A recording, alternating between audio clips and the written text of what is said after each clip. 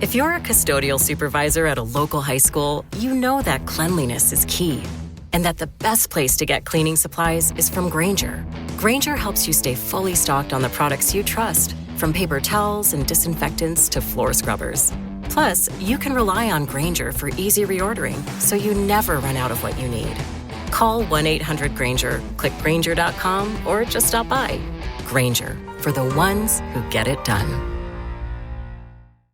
If you're a podcast host, listen up, this one's for you. My name is Allie Jackson. I'm the host of Finding Mr. Height, a dating and relationship podcast that I've been doing for 4 years now, sharing my positive and practical approach to dating that's built on my own life experience. And I wanted to share another experience that I've had, my secret behind monetizing my show. It's called Red Circle, and I was just telling my colleague about how much I love their platform. With Red Circle, not only am I getting a seamless hosting experience, but I also love the support I receive in ad sales. It's not just typical ad sales either. It's targeted opportunities based on my show and my life. And the platform is super simple. You just set your preferences and Red Circle matches you with sponsors that align with your show. You can vet every opportunity and their platform gives you great analytics. More recently too, my Red Circle team has brought me opportunities outside of my podcast on social media to really augment the podcast partnerships, bring them full circle. I just can't recommend them enough. If you want to give it a try, go to redcircle.com to get your free trial. That's redcircle.com for a free trial. What's up, Buffalo Fanatics? Josh Allen here. Just wanted to say, go Bills. Oh, baby! What is up, Buffalo Fanatics? Z-Bot here with you, live on the Buffalo Fanatics YouTube channel on a Monday night. And that, of course, can only mean one thing. It is the smoke break. So good to have you in tonight. We got a fun one in store for you. We're going to do it. We're going to go all the way in. All 32 NFL teams. I'm going to predict every single team's record. And I'm going to put my money where my mouth is, because not only am I going to predict each team's record, I am then going to place a bet on each team, whether they go over or under their projected win total. Got the DraftKings queued up, got the balance loaded up, and I got all the schedules loaded up as well. So strap in. Tonight's going to be a fun one. We're going to go through all 32 NFL teams and see how we think the landscape of the 2023 NFL season will look when it comes to its conclusion. This is going to be insanely tough. I've actually never done anything like this, but I thought it'd be a fun exercise, because as I look over and I see the home run derby, probably the best part of the MLB season, in my opinion.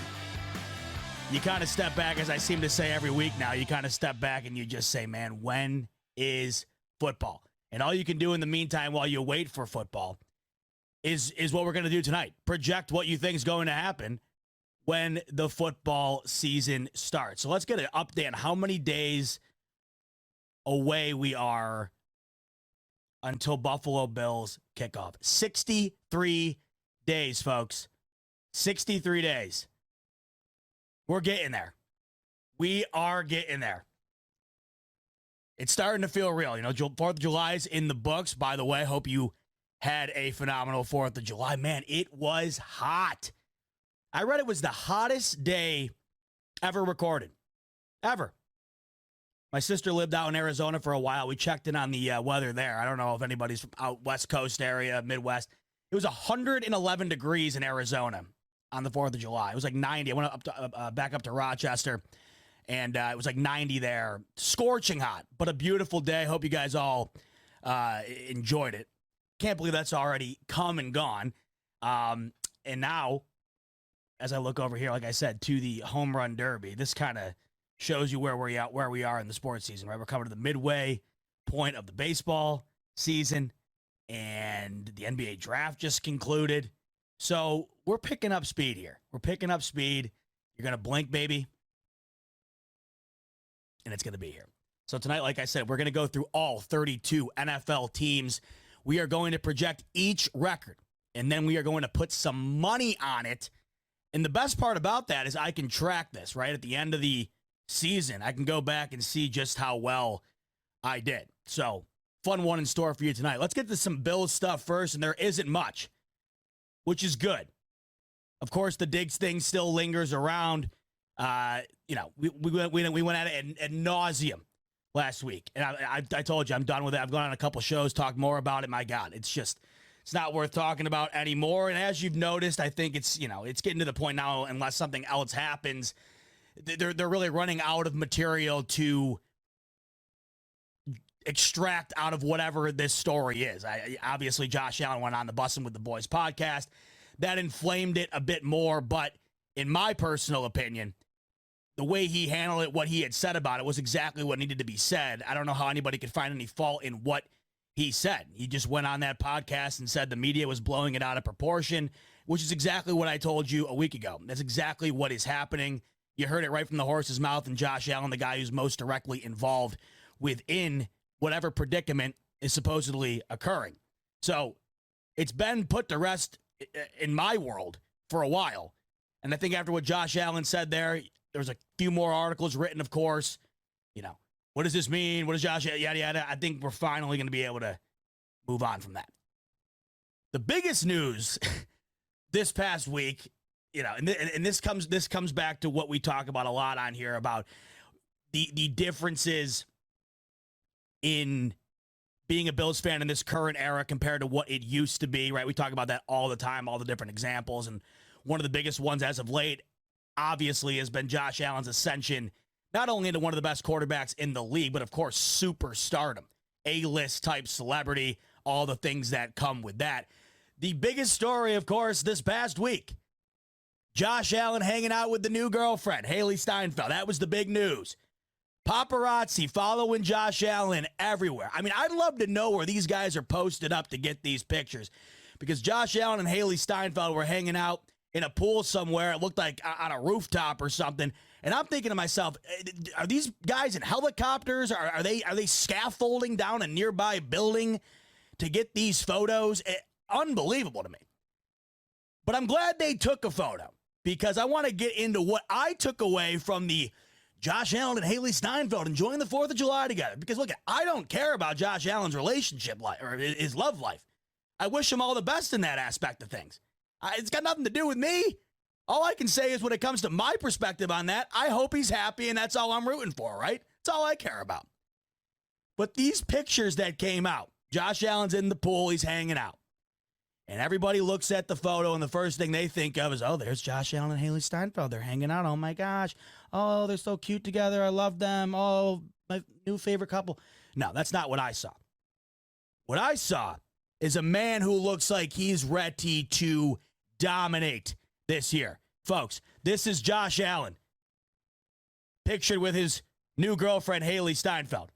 But I didn't even get a chance to look and see if she was in the photo, because that Greek god on the left side of your screen is what caught my eye initially. If you remember, when Rico and I came on here a few weeks back and we were talking about our time at the Western Media Day, we had mentioned to you how when we saw Josh Allen up close, it legitimately looked like he doubled in size, which is saying something, because he is just naturally a massive human being, height and just overall size. The guy's a massive dude. That's why he is the quarterback that he is. He's literally a stallion playing the quarterback position. He's always been like that. But it just was to both Rico and I. It wasn't like I said it and he's like, oh, no, you're right. Or it wasn't like he said it to me and I'm like, yeah. We both didn't even have to speak on it. We immediately came to the conclusion just seeing him. We were like, dude, he looks ripped. He looks absolutely loaded up. And that was with a shirt on, obviously doing commercials, whatever. You could still tell. This is not that I think there's I'm guessing there's not a surplus of shirtless Josh Allen pictures rolling around. If there is, I'm glad I'm not on that side of the internet. But this one happened to cross my screen because of the big date, the big 4th of July date. And my God, look at the shoulders going here. The shoulders, the arms, the upper body. The dude looks unbelievable right now compared to what he looked like coming into the league. And what he looked like coming into the league was a damn good athlete. I don't know if it's the angle. I don't know if it's the way he's moving his arms across his body, putting the towel on. I don't know what it is. He looks absolutely cut. And then you go back to what he said going into the offseason, right? He said, I'd never been more focused on football. Now, I understand Josh, he's on record saying he doesn't really do a whole lot in the offseason until it's time to do so, because that's just the way he's been. He kind of rests his body up as you should until it's time to really get into gear. But he had to, I don't know, he had to have been hitting the weights something. Because you look at that picture and that's got to bring a smile to your face if you're a Bills fan. He looks in as good a shape as you could possibly be. Not every quarterback in the league. I mean, think about it. Most quarterbacks in the league are not looking. That looks like a middle linebacker to me right there. If you didn't know any better and you saw Josh Allen in this photo, someone told you he was an NFL player. I don't know if I'm guessing quarterback. So he's looking huge. Huge. And you got to love it. Going into the season, he just looked with the hair and the what looks to be the added size. You can't not be excited. I'll tell you who else was excited, and this is the tweet of the year. This is the tweet of the year, the funniest thing I've seen in a long time. Mitch Morse had a little fun with that photo. And it's speaking back onto the hair situation there. So obviously, like I said, this was the talk of the town. Josh Allen and Haley Steinfeld. You know, people actually, they care about this stuff, I guess. They care. TMZ especially cares. They're the ones who put this stuff out into the ether. I don't know how they obtained it. They've been doing it forever. But Josh Allen is, you know, he's a TMZ guy now. He was on TMZ multiple times last year. I remember there was an article that came out last year. It was like, Josh Allen seen out on eating dinner. And I remember saying to myself, I'm like, yeah, the guy, what? Like, whatever. I guess this makes a bit more sense because Haley Steinfeld is I don't know. Celebrity gossip, this isn't that's not my thing. I'm a sports guy, right? But this killed me. So TMZ tweets out, Bills quarterback Josh Allen makes out with Haley Steinfeld on romantic Mexican getaway. And there was a photo attached to it. I think it was the one I just showed here, one of them.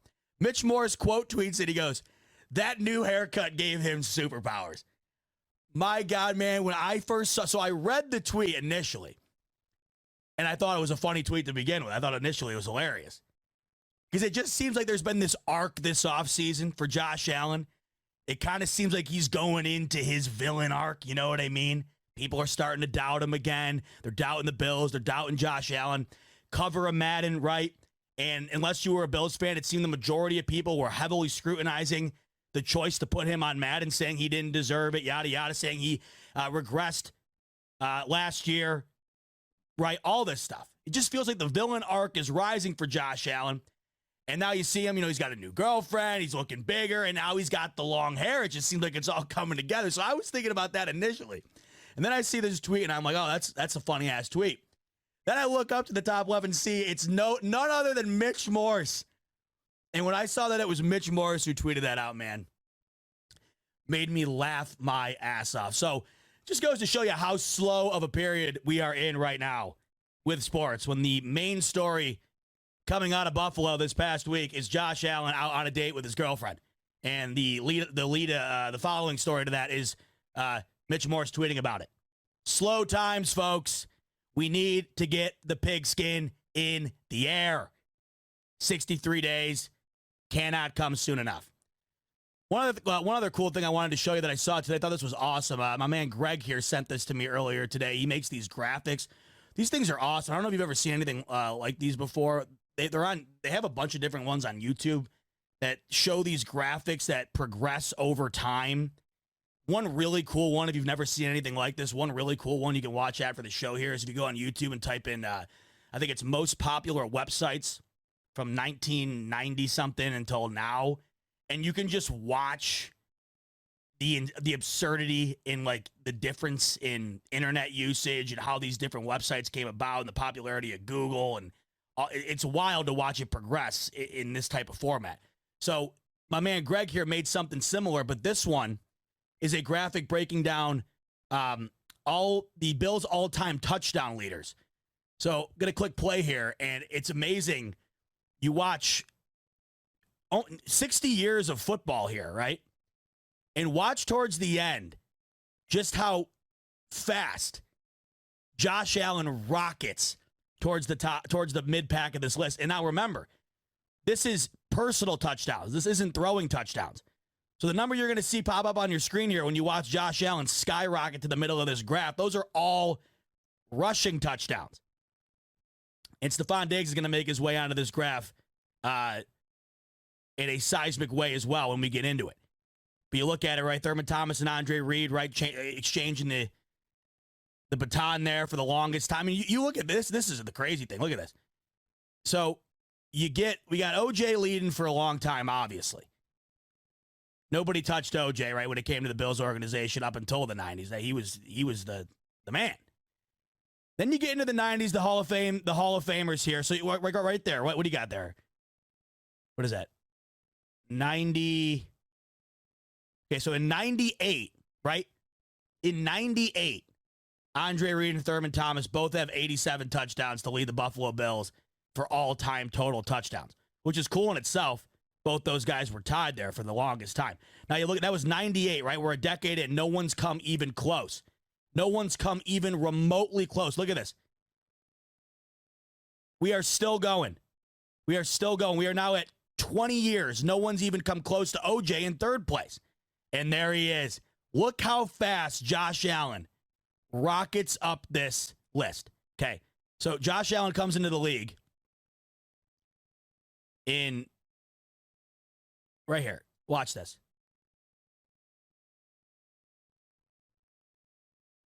Unbelievable. Unbelievable. And if you look at this, so in just a matter of a couple of seasons, Josh Allen has ascended all the way up to, let's see, 7th all-time in Buffalo Bills franchise history in touchdowns. And that is only rushing touchdowns. That's it. So one more rushing touchdown away Josh Allen is from being at 40. And if he rushes in 10 touchdowns this year, which is very possible to have 10 rushing touchdowns this year for Josh Allen. If he has 10 rushing touchdowns this year, he'll be tied with Eric Moulds already for the 4th most touchdowns in franchise history, and that is just running the ball. Just absurd. You know, by the way, I also had said I thought Stephon Diggs was on here. I'm not seeing him. I guess he hasn't cracked into that yet. My mistake. I thought Stephon Diggs, when I looked at this earlier, he was on it. I guess not. But the main takeaway I had was just watching Josh Allen ascend up that list as fast as he did. So already tied for 7th, and he's 10 touchdowns away from being tied with Eric Moulds for touchdowns. So think about that. You know, Eric Moulds, great receiver for the team for a long time. Lee Evans as well at 43. Just think about that. Josh Allen will surpass them in personal touchdowns. Nothing to do with his throwing touchdowns. He'll surpass Lee Evans this year for sure. And you can definitely anticipate that the Eric Moulds number at 49 is within sight in this season. So crazy stuff. Thought that graphic really did a good job of portraying just how dominant Josh Allen has been in that particular category. It has nothing to do with the passing yards, even the rushing yards itself. Nothing to do but him personally getting into the end zone. Just an absolute machine in doing so. And it really shows here just how crazy that truly is.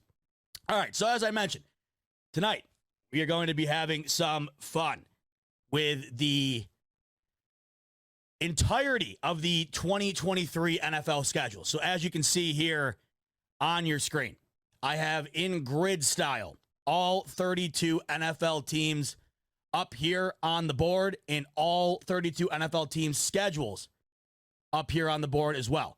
It's in alphabetical order, going week by week. And what we're going to do is we are going to go through each and every team, each and every game, mark a win or a loss, and then we are going to bet on that team's over-under win total.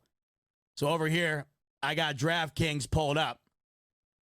The problem I have with DraftKings or any of these sports books is you got to log. I guess I get it. They want to be safe because God only knows what would happen if you got hacked into this or whatever. But you got to log in and log out like a million times if you're not like active on it for a while. But anyway, so logging in here. Here we go. So as you can see right up here in the top of your screen, I am a big baller. Baller. I'm just throwing coin, baby. $64. You're thinking to yourself, okay, what does that mean? Let's do a little bit of rudimentary math here. 32 times 2, 64. That's right, folks. We're putting $2, 2 whole smackaroos on each and every team's 2023 win total. So we'll go over to the team futures right here. Regular season wins. And as you can see, we got the whole list right here. So this entire list, we're going to be hammering every single one of them. Now, I thought the smart way to do this would be to do it going by division. So that way you can knock off the division games for all 4 teams, right? Because I feel like if I do it alphabetically, then at some point I'm gonna mess up one of the division, like one of the teams where they play twice or whatever. And say, for instance, we're doing the AFC East, and it starts up at the top of the Bills, and we get down to the Patriots, and I flip-flopped one of the games that I gave to the Bills or to the Jets or whatever. So I thought the smart thing to do here would be to go by division. And I thought, well, we are an AFC team, and we are very enthralled with the goings-on of the AFC. So we're going to make you wait a little bit to get to the AFC. We're going to start in the NFC, which I have to argue is more interesting than meets the eye. The NFC, to me, my mom just texted me. She goes, I think you showed your password on the betting site. I did not. It was covered up, Mom. I promise. And if I did, go nuts, because look at it's not like every time I place a bet on this thing I don't lose anyways. So what's the difference? If you hack in and place the bet, I hack in, go in and place the bet, it's gonna lose. So go nuts. Anyhow, so we're gonna go through and we're gonna start with the NFC. Now, what I was saying was the NFC to me is very interesting this year in a completely different way than I find the AFC to be interesting. The AFC, there's no need to explain it. The AFC, this is as good as a conference has been maybe ever.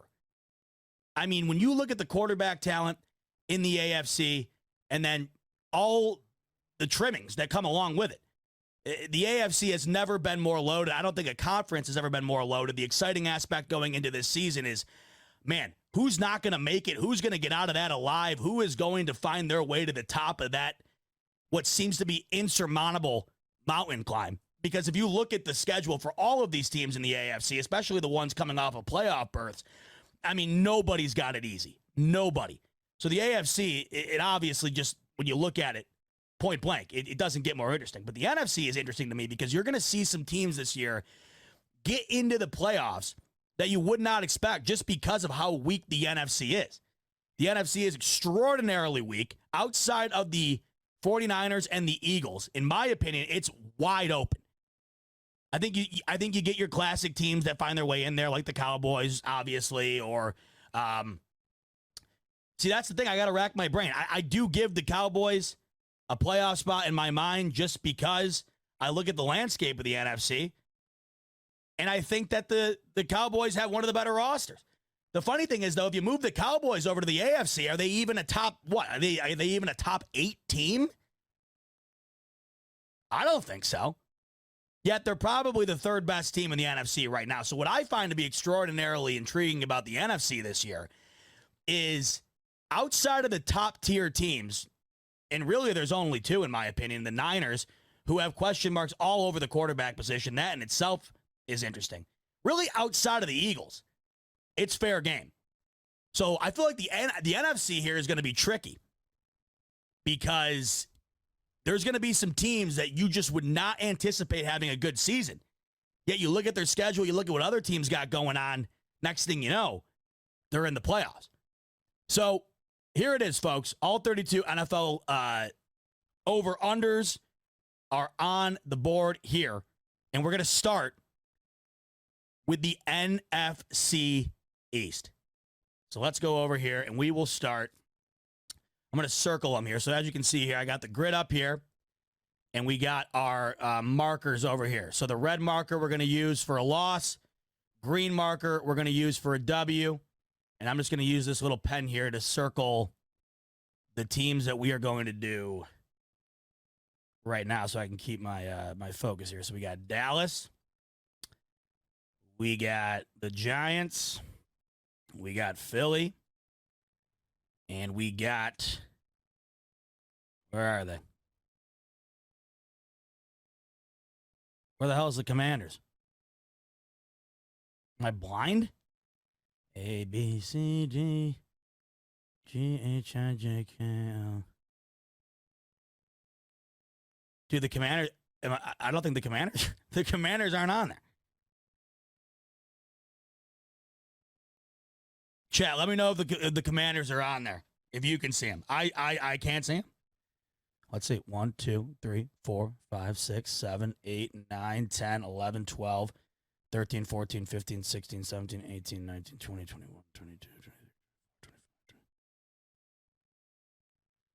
They ain't on it. As Wario says, they ain't on it. All right, that's fine. We'll just pull them up on another link then. But we'll start with Dallas. So let's start with Dallas. Interesting year coming into 2023, in my opinion, for the Dallas Cowboys. I think the loss of Kellen Moore is going to be bigger than people anticipate. I think Kellen Moore got a raw deal getting kicked out of Dallas, but at the same time, I thought that he wound up winning that whole altercation, being sent to the LA Chargers, where he now gets to coach Justin Herbert over Dak Prescott. That's like hitting the lottery, in my opinion. They put a lot of the blame on Kellen Moore, thought it was unjustified, and now the offensive play calling is going to be in the hands of Mike McCarthy, who I personally, I don't know how to feel about Mike McCarthy. Not a massive Mike McCarthy fan. I think he's an average coach. And for a team like the Dallas Cowboys, I just don't think that average cuts it. But we all know what goes on in Dallas. It's Jerry Jones and the Jones family that runs it. It's always seemed as though Jerry likes to have a coach in place that he can have control of, and it kind of seems like Mike McCarthy fits the bill for that a little bit. So I'm interested to see how that works out this year for Dallas. And they've also, not officially yet, but they've pretty much moved off of Ezekiel Elliott. You got Tony Pollard coming in to be the running back one of this team, and he is coming off of a major injury. They really only have one legitimate weapon to throw the ball to, and that's CeeDee Lamb. And they also, of course, lost Dalton Schultz as well at the tight end position. Dallas's defense is great. Micah Parsons is phenomenal. But this offense is lacking a lot, in my opinion, in Dallas. And I think if you look at the landscape of the NFC, like I said earlier, well, it might not show its head as much. But Dallas oftentimes gets confused for being better than they are just because of the Dallas Cowboys. Interesting year this coming year for Dallas. I think the leash gets shorter and shorter every year for Dak, and it's certainly getting shorter for Mike McCarthy. So let's check it out here. Week 1, and this is cool, by the way. I just found this out because I'm going to the Bills-Jets game on Monday night on 9/11, Week 1. And I just found out, it kind of just clicked this past week, Sunday Night Football is this Week 1 game right here for the Cowboys. Sunday Night Football is Giants-Cowboys, and it's at MetLife. So MetLife has the Sunday night game, Giants-Cowboys, and then the Monday night game, Bills-Jets. So was talking to my dad this past week. I think we're going to do both, which would be awesome. Absolutely killer to be able to knock both those off, because you're right there. They're back-to-back. Why not? So let's kick it off with that Week 1 game. Dallas Cowboys here, New York Giants. Going to be a good one, I think. And I think the Giants come into this season riding the momentum off of last year. I think they're happy right now with what they're building, and they should be. Brian Dable's really done a great job of extracting the most out of a team that might not be, considered a contender, but they play hard enough to where you can never overlook them. I'm looking at this game right here. Let's go Week 1, Dallas Giants in New York. Throwing a bit of a curveball here. I'm going to go a win for the Giants. So a loss for the Dallas Cowboys. I got the Giants winning that game Week 1. Week 2, Dallas and the Jets. Ooh, that's interesting. That is an interesting one. That one is in Dallas. By the way, if you look at the Jets schedule on here, as we'll get into throughout the show, but if you look at the Jets schedule, which also for some reason is not on here, but the Jets schedule is very tough. I just realized there's two teams that aren't on this, and I'm realizing the Jets are the other team. So we'll get to them later. But Jets Cowboys. That's a tough one. I'm gonna go loss here again for the Dallas Cowboys. They're gonna lose to both New York teams right out of the gate and start 0-2. Now Arizona is basically gonna be a bye week in my opinion for a lot of teams this year. I'm gonna give a W there. Dallas versus New England. Man, I think it's going to be rough for New England this year. Everybody always has this like pseudo optimism for New England just because they're the Patriots. We've still yet to lift that cloud over. We've yet to distinguish the difference between the Patriots of old and the Patriots of new. We obviously know they're not nearly as good, but it's still tough for us to accept when you're doing stuff like this. The Patriots just aren't the Patriots. Therefore, but in my opinion, they're easily the choice for last place this year in the AFC East. And I just think when you stack up the Dallas Cowboys against the New England Patriots, Dallas is the better team. So we're going to go 2-2 to start off here. The Dallas Cowboys. By the way, I didn't even look. Let's see what their over-under is for our first bet here. So the Dallas Cowboys over-under is 9.5 wins. And as you can see here, the over is heavily favored at -165. Man, that's pretty crap odds in my opinion. I could see Dallas winning like 9 games. And maybe that's why it's the way it is. I think it's going to be tight on that number. We'll see what we get to. 9.5 is the Dallas Cowboys number. Currently, I have them at 2 wins right now. We move on to week 5. They take on the San Francisco 49ers. Sorry to anybody who's a Cowboys fan, no shot. We saw what San Fran did to him in the playoffs. I just don't see it. To me, this is the year, and I feel like I say this every year, but this is the year the Chargers have to ascend, right? They have to. If they don't, they're never going to. How they are not better year after year with that roster, I'll never understand. They have got to make it happen this year, especially after the debacle against the Jaguars in the playoffs last season. I'm going to give an L to the Dallas Cowboys here as well. Going into the bye, wow, I got the Dallas Cowboys at 2-4. 2 wins. Coming out of the bye, the LA Rams, man, I don't know what to make of the Rams this year. I personally think they're going to be, if I had a gut feeling that I had to place a bet on, I would think Rams bottom 5 this year. That's how I see them. But you can really never count out McVay. They were really injured last year, and that definitely took a toll on how bad they were. I think they bounced back a little bit, but I just don't think they're good enough to be a competitor in the NFC, even though it's as weak as it is. So I'm going to give the Dallas Cowboys a win against the Rams. Now, Philadelphia, that's an L. I think they're going to split with the Giants, so we'll do a split there. We'll give them a win there. Panthers are an interesting team to me this year. Panthers are an interesting team to me this year. That division is just abysmal, and I could see them being one of those underrated teams this year that you don't think about that steals a few more games than you think that they would. This one, though, I don't have them doing that. I got the Cowboys winning this game. I got them beating the Commanders. If I had to pick a 4th team in the NFC, I would probably look at Seattle. It's all going to be dependent on whether or not Geno Smith is going to be able to replicate what he did last season. That is, of course, the big question. If Geno Smith can replicate what he did a season ago, the Seattle Seahawks are going to be just fine. But can he do that? I got faith in the Seahawks being even better this year than they were last year. Nobody had a prayer, or nobody had any inkling that the Seattle Seahawks were going to be any good last year after the departure of Russell Wilson. They shattered expectations. I think they're even better this year. I'm going to give the Cowboys an L to the Seattle Seahawks there. They're going to get swept by the Eagles, and then they got to go to Buffalo.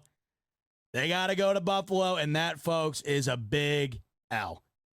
I cannot see Dak Prescott going into Buffalo and beating these Buffalo Bills. If he couldn't beat them on Thanksgiving in Dallas, I don't see how he's going to be able to beat them in Buffalo. Miami, I'm going to give them a loss to Miami. Detroit, man, I think Detroit's going to be something this year. I think Detroit is going to be the potential division winners this year. I'm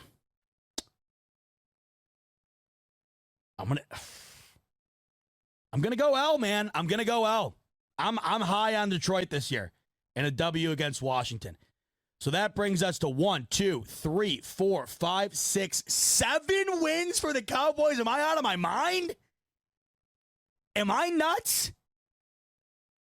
Wow. Okay, 7 wins. So now this is the cool thing about the what they got going on over here at DraftKings. You can go with the by the book bet, which is 9.5 right now for the Cowboys. But you can also do alternative bets. Of course, I got to log back in. Like I told you, I'm going to probably have to do this 1,000 times. You can do alternate bets. So you can change up the amount of games. And although I got to agree with you, Change is coming in here. He's saying that's too many L's. I agree with you. But I don't know. Each one of those ones, I mean, obviously there's going to be ones that go back and forth, but that 9.5, even with that 7, they still fall 2.5 games shy of that number. So I'm going to bet it based on how I foresee it on those predictions. So you can do these alternate bets here. And let's make it juicy. Let's go.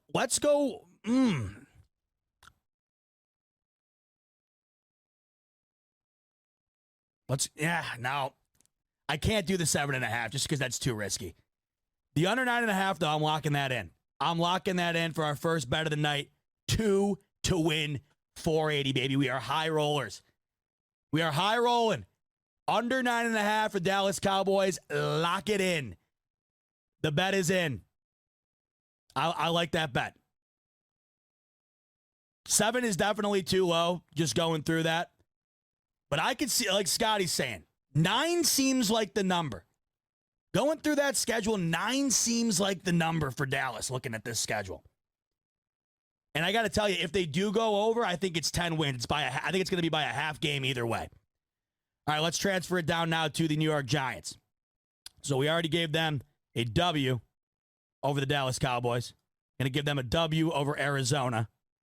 We're going to go loss to San Francisco. Ooh, this is a tough stretch here for the Giants. I think they're going to win one of these 3 games. One of these 3. And I'll give them that win over the Seahawks. Giants start 3-1, lose to the Dolphins, lose to the Bills. I think they split with Washington, so I'll just put 1 loss here for now. Oh, that's cool. The Giants and Jets playing at MetLife this year. Forgot about that, obviously, because we're playing the NFC East. That's a tough one. Gonna go L here. Give the Jets the win. W over the Raiders. I had them splitting with I had them splitting with the Giants, with the Cowboys, so lock that in. So we got that split. I have them splitting. I think they're going to split all the way down the middle in the NFC East. New England, that's an interesting one. When you look at the Giants are kind of right now just a slightly better version. Well, not slightly. I would say, it's pretty significant, but not crazy. They just seem kind of like a New England team right now where they have a lot of guys that aren't household names at all. Quarterback position is kind of similar. Daniel Jones is just a more athletic Mac Jones with a contract. New England, of course, is going to win a few games that you don't expect them to just based on coaching and defense. This is an interesting one. Going to give New England a W here. Going to go loss for the New York Giants here. Bye week. And then we got Green Bay. Going to give them a win over Green Bay. Let's go.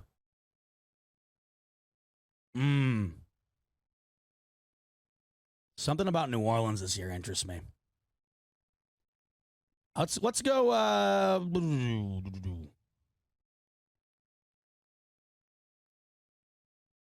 going to give them a loss I'm going to give them a loss.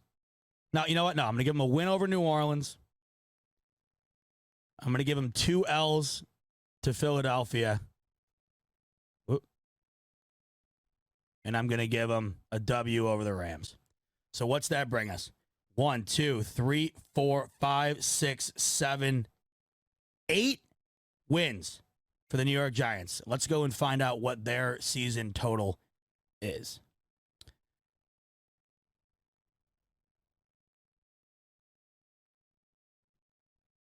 That could be a little low. Let's see. Okay, all right, I was spot on. Based on what Vegas is kind of looking at right now for the Giants, they got them at. I would have guessed higher. I would have guessed probably 8.5. Vegas has the Giants at 7.5. We're locking in the over. We're looking for that hook on that. We're going to lock in the over for the Giants. Interesting. That number.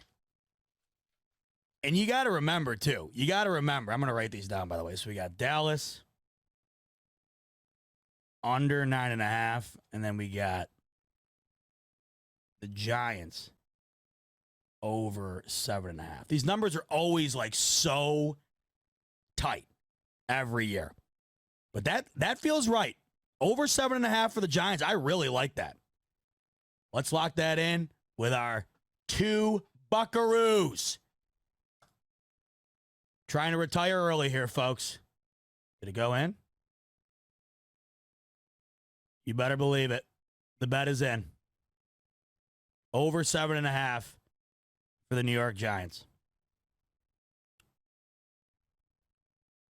All right, let's move on to the former NFC champs last year, the Philadelphia Eagles. Do we envision a bit of a pullback for the Eagles this year? I would say maybe if the NFC just wasn't absolute dirt. I think the Eagles easily are in position to make another run for the Super Bowl this year. At the very least, the NFC Championship, you have to think. So let's get into it. Here's the Philadelphia Eagles. W over New England. All right, they're starting off. Wow, that they're winning all those games in my opinion. At the most, yeah, no, that's 5-0, and that's 5-0 to me. That's 5-0 to me. A win over New England, a win over Minnesota, Tampa Bay, Washington, the Rams. That's 5-0. Now, let's see here. A win over Washington, I'll give them that. Did I have Dallas splitting with them? Let's see here. No, I had them losing both to them, so we got to give them that win over Dallas. I'm going to say they're going to lose one of these 2 AFC East games right here, back to back. Jets, Miami. If it were up to you guys, who do you see having the better chance of beating Philadelphia, the Jets or the Dolphins? I think Miami's got the better chance just because I think it's going to be more of an offensive game. And as it stands right now, I don't care. The Aaron Rodgers situation, yeah, it's great. They still don't have the weapons that the Dolphins have. The Dolphins can score quick with the speed they have on that offense. I think that better lines up with the Eagles as opposed to the Jets. Now, the Jets have the better defense, but with the offense that Philadelphia possesses, I don't know how much that's going to matter because they're going to score points no matter what. I'm going to give them an L. No, excuse me. I'm going to give them. Yes. I'm going to give them an L to Miami, and I'm going to give them a win over the Jets. Let's go loss to Kansas. Ooh, wow. This gets interesting here. Let's go loss to Kansas City. I got them beating the Bills. As of right now, I got them beating our Buffalo Bills, unfortunately. I remember I had that in my early season prediction. So we're going to give them a loss to the Chiefs, a win over the Bills. I mean, either way, at the very least, I look at that back-to-back stretch there. They're going to lose one of those two. That's how I see it. And we got to find some losses for the Bills somewhere. And, man, I mean, that's just a tough game. You could foresee the Bills losing that game for sure. Now, it could go. I think that game's going to be a hell of a game. San Francisco, that's going to be a hell of a game as well. I just think that the quarterback position, that's kind of where you see the discrepancy in this one. I give them a win over the Niners, win over Dallas. Now, let's throw an upset in there. Let's see. Yeah, let's throw an upset in there. Let's give Seattle the win here. And then I had them sweeping the Giants. They're beating the Cardinals for sure. So there it is. 1, 2, 3, 4, 5, 6, 7, 8, 9, 10, 11, 12, 13, 14. That seems about 1 too high. 1 or 2 too high, probably. Well, let's see what Vegas has the number at for the Eagles. Okay, so they have them at 11.5. 14's definitely a bit too high. They're definitely going to drop at least 1 or 2 more of those. But looking at 11.5, and you can see just based on the number they have this at, it is dead even. You got the over at minus 110. You got the under at minus 110. So what that's telling you is this is essentially a coin flip on how Vegas views the season going for the Eagles. But at the very least, what they're telling you is they're going to be hugging right around at least double-digit wins.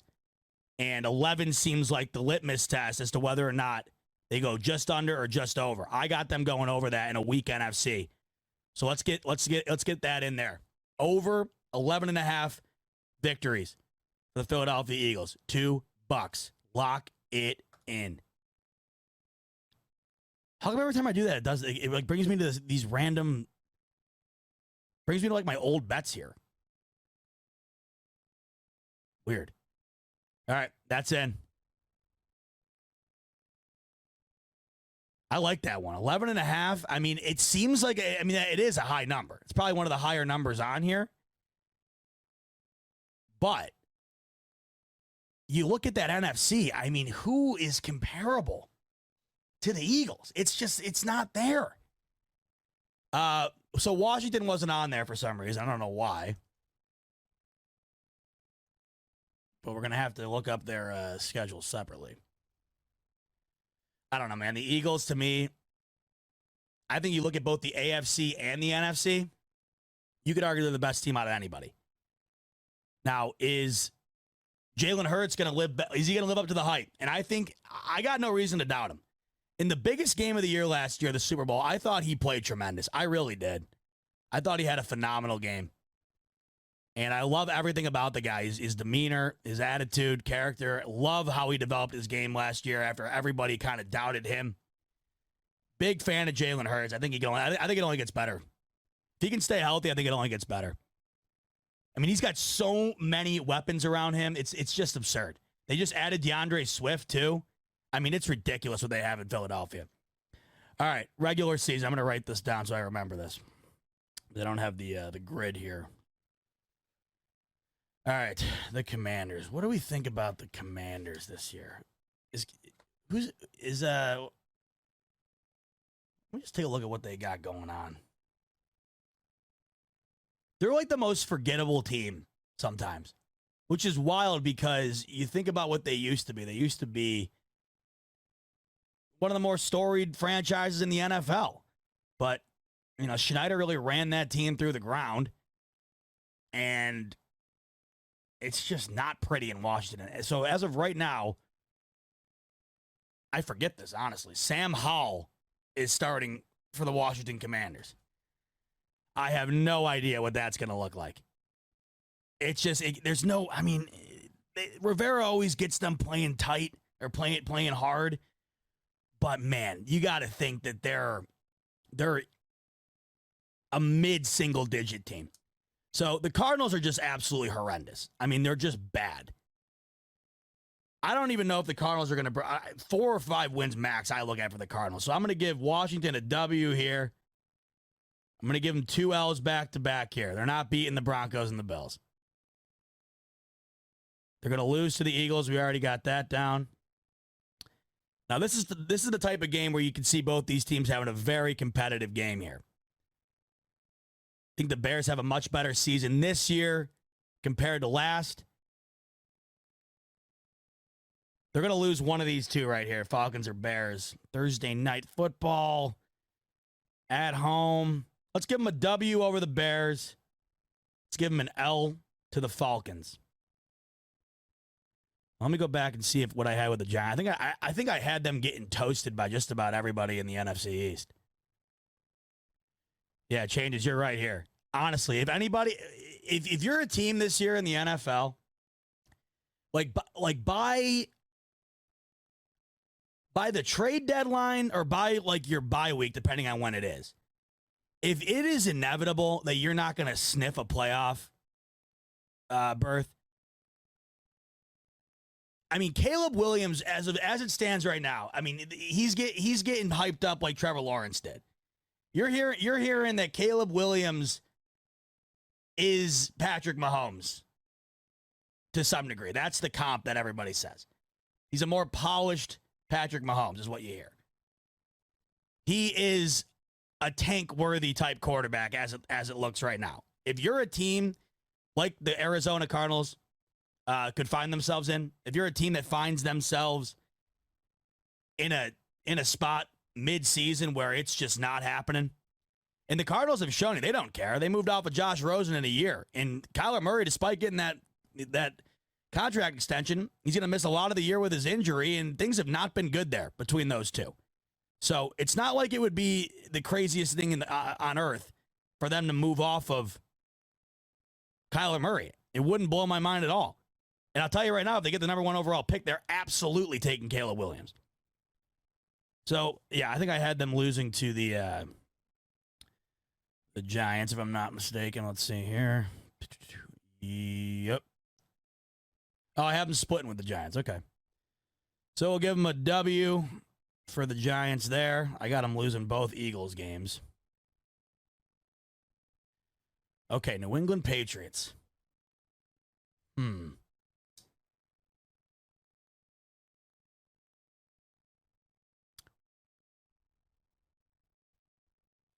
Man, you got to think Bill Belichick against a rookie quarterback like Sam Howell. I'm taking the Patriots here. W. Seahawks.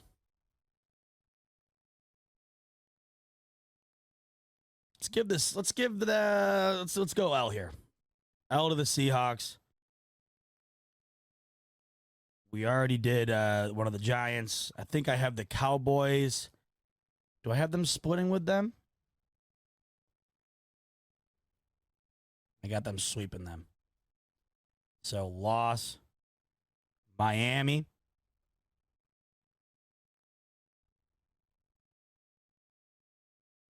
We'll go L here.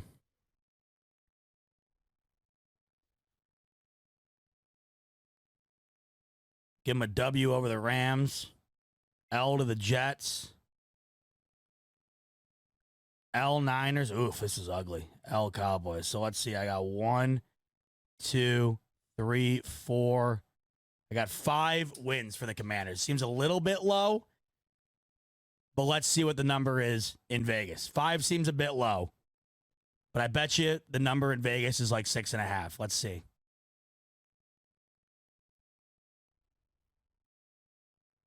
Yep, there it is, 6.5. That seems that seems spot on. And as you can see here, based on the number, the over is the underdog here. Yeah, I like under 6.5 a lot here.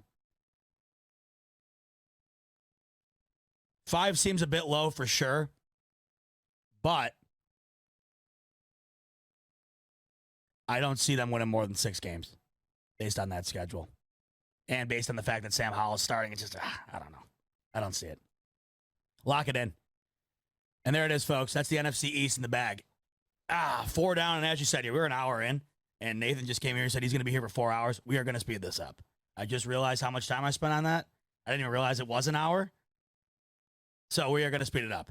I think all right, you know what I'm going to do here? Let's have some fun with this. We're going to go into a new realm of thinking going through this. This is going to be the new criteria right here on the spot. Nathan, I appreciate you bringing it to my mind that if I did this the way I'm doing this, you're going to be making breakfast with this still on, and I'm going to be half asleep. This is the new criteria.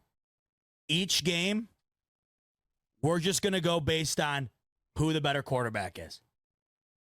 So I'm going to look at the schedule. I'm going to look at the two quarterbacks. Whoever I think's got the better quarterback, I'm giving them the W. I'm giving them the W. And then if it's a toss-up or if it's close, like in division, I'm going to split the games. If it's close, I'm going to split the games in division. So speaking of division, let's move on to what I think to be one of the more interesting divisions in football this year, and that's the NFC North.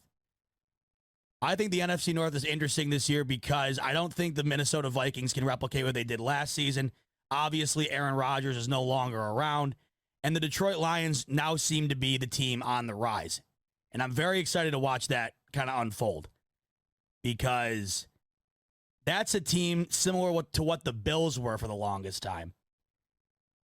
That's a team that you root for to get into the playoffs.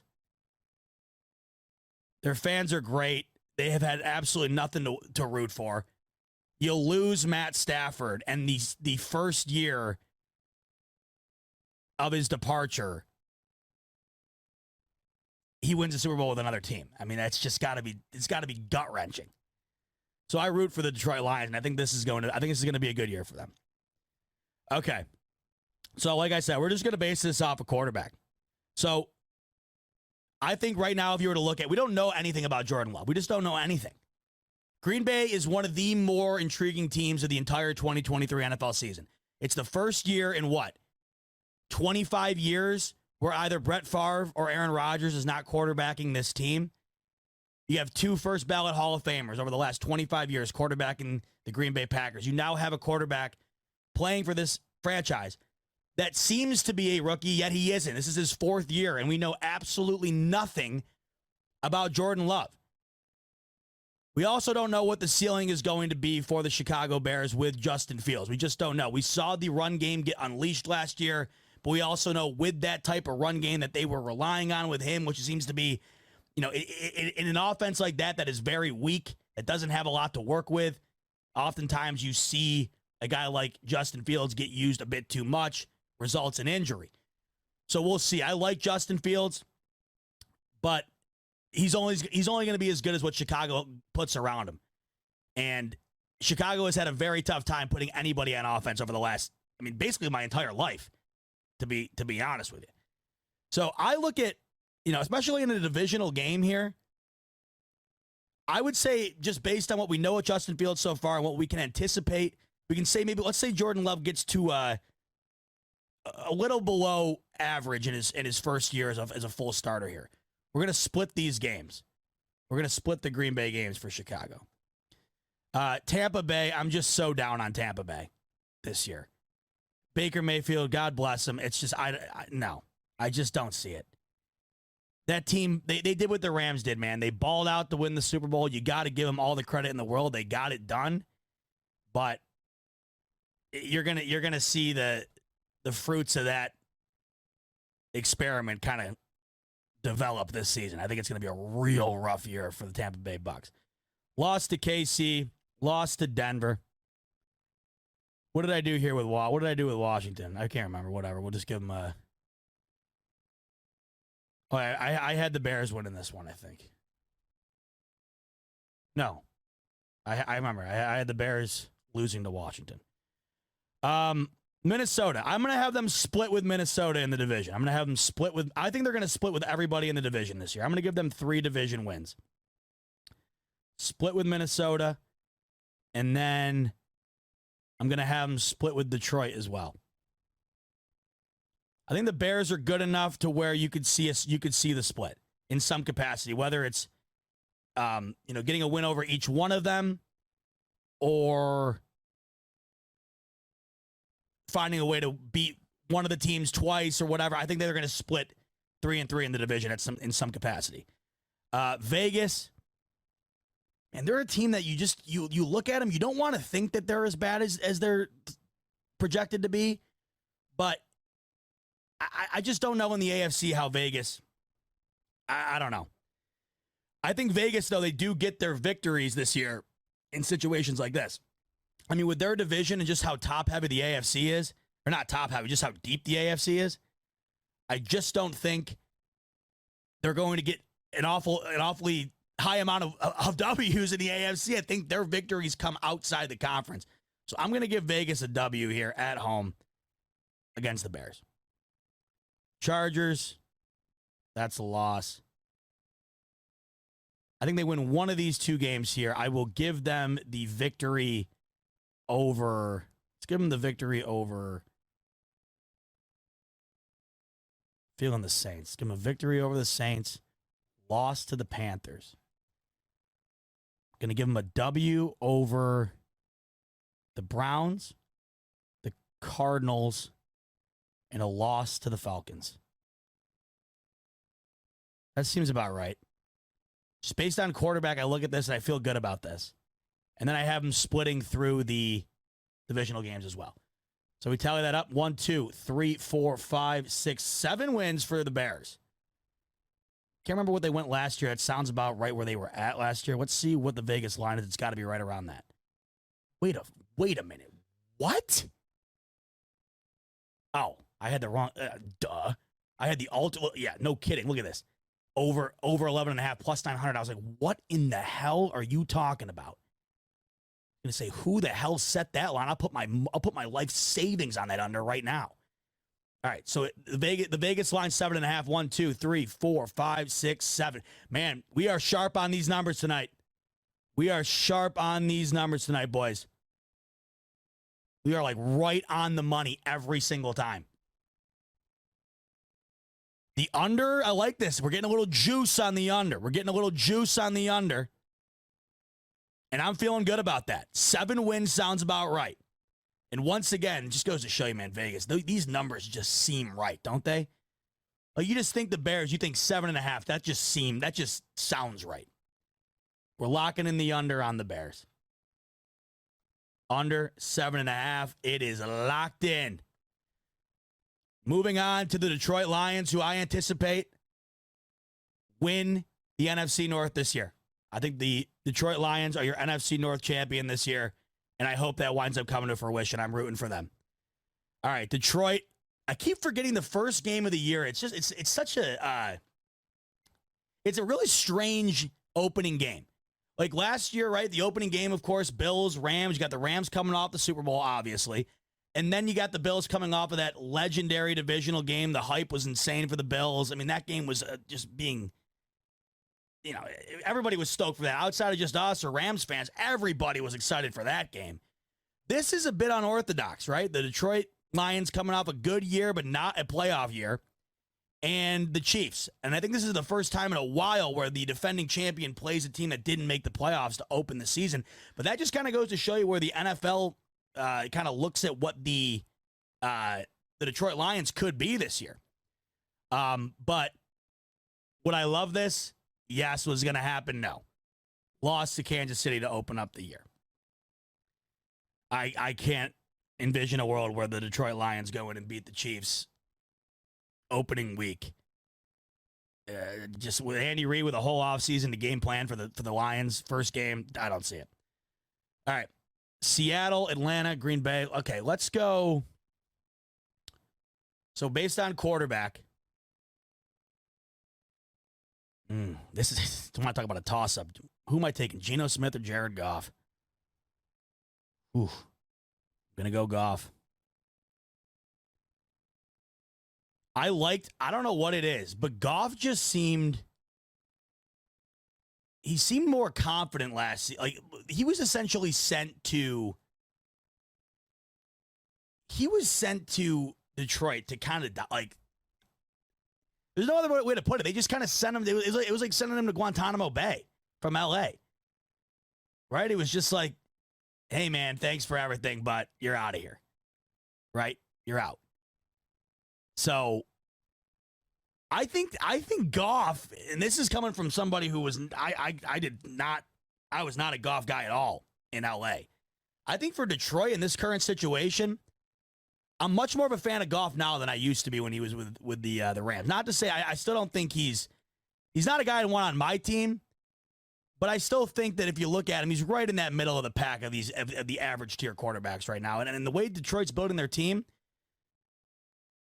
I think if he continues to kind of ride that wave or play even just a bit better in the NFC, I think the Detroit Lions have a great chance.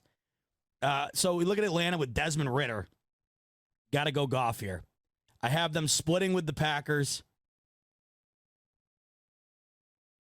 Just because I think this division is so tight, I think that the majority of the split, I think the majority of the teams split in the division this year in the North. Panthers. Now this is a good one. The Panthers, to me, they're the team that this year that like you're not even going to think about it, and they're going to be like right in the mix of it, just because of how absolutely abysmal that division is. You look at the Panthers division, you got the Falcons, the Bucks, and the Saints. And all four of those teams in that division, I mean, you have I don't know how you could bet who you think wins that one. That to me is a total toss-up. Now I wonder here if Bryce Young is going to start right off the bat or if Andy Dalton is going to be the starter. That's going to be an interesting thing to see week one. Bryce Young at some point, though, definitely becomes the starter. But either way, I'm taking Goff over either of them right now. So I'm going to give that a W to Detroit. W over Tampa Bay. Loss to Baltimore. Jimmy G and Jared Goff kind of seem like they're like very identical type quarterbacks. Then again, though, is Jimmy Garoppolo even going to be playing quarterback for the Raiders? I mean, I haven't heard anything about that ever since it came out that they could potentially get out of his contract because of the failed physical. I'm going to give them a loss to the Raiders. Okay. Loss to the Chargers. I had them losing to Chicago for some reason. That's what I had. I'm going to go back here and actually I'm going to get rid of this. They're beating the Raiders. That doesn't feel right to me. Okay, New Orleans. Another close one.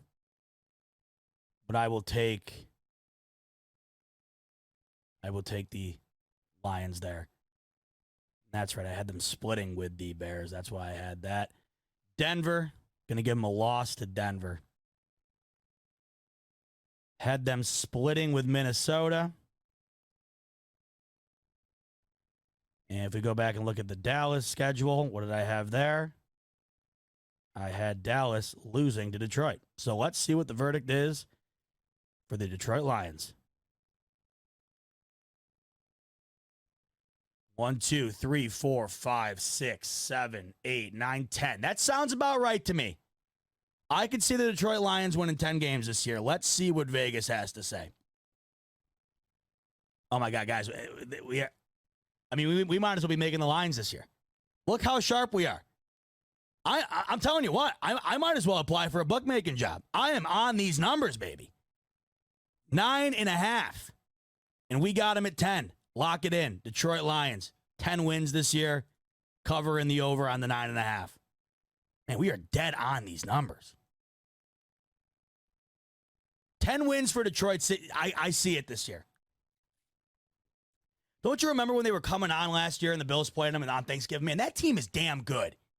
They're well coached. They're young. They got a lot of great young talent. And like I said, if Goff can just play above average football, they're a good-ass team. They played they should have beat the Bills on Thanksgiving. If it wasn't for that unbelievable pitch and catch from Josh Allen to Stephon Diggs with less than a minute left to get into field goal range, I think we're all eating our turkey covered in tears. I'll never forget that game because I was over at my girlfriend's family with all their extended family, and I told you on the episode afterwards, I put on a show on that one. I was freaking the hell out, and nobody ate or moved until that game was over. Not because they were invested in the game. They were more invested in whether or not I was going to have a heart attack and they were going to have to drive me to the hospital or not. So, Detroit Lions, I'm high on them this year. Okay, I got Green Bay. I got Green Bay splitting with the Chicago Bears. I got them splitting with the Detroit Lions. I basically got everybody. Or not basically, I do. I have everybody. I have everybody in this division splitting games. This division really does seem super tight to me, and you can't sleep on the Vikings. I mean, the Vikings. Last year they won, I think, 11 one-score games. They're 11-0 in one-score game. That's just not happening this year. You can't replicate that. So you have to factor in a few more losses, but they're still one of those teams you can just never overlook. Still a damn good team. They just never win when it counts. Whereas, speaking of which, Minnesota, so split the Minnesota games. Okay, now let's get into it. So we got Atlanta, Green Bay, Atlanta.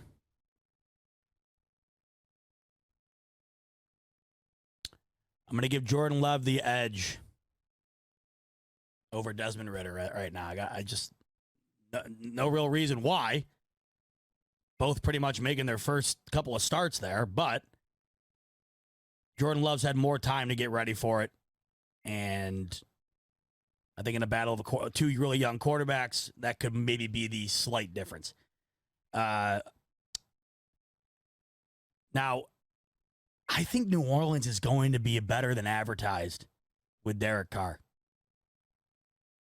I know I was talking earlier about how terrible the NFC South is.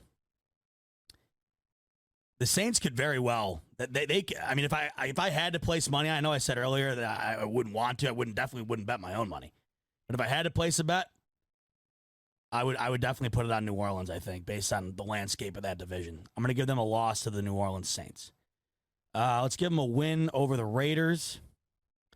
Let's give them a loss to Denver. Let's do a win over the Rams. A loss to the Steelers.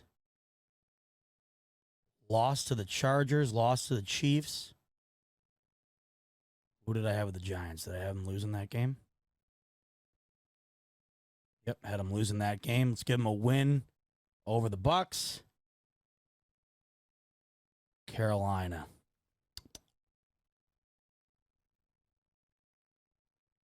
Let's give them a win over Carolina. That rounds it out. So we have Green Bay. 1, 2, 3, 4, 5, 6, 7, 8. God, that seems about right, too. Let's see what Vegas says.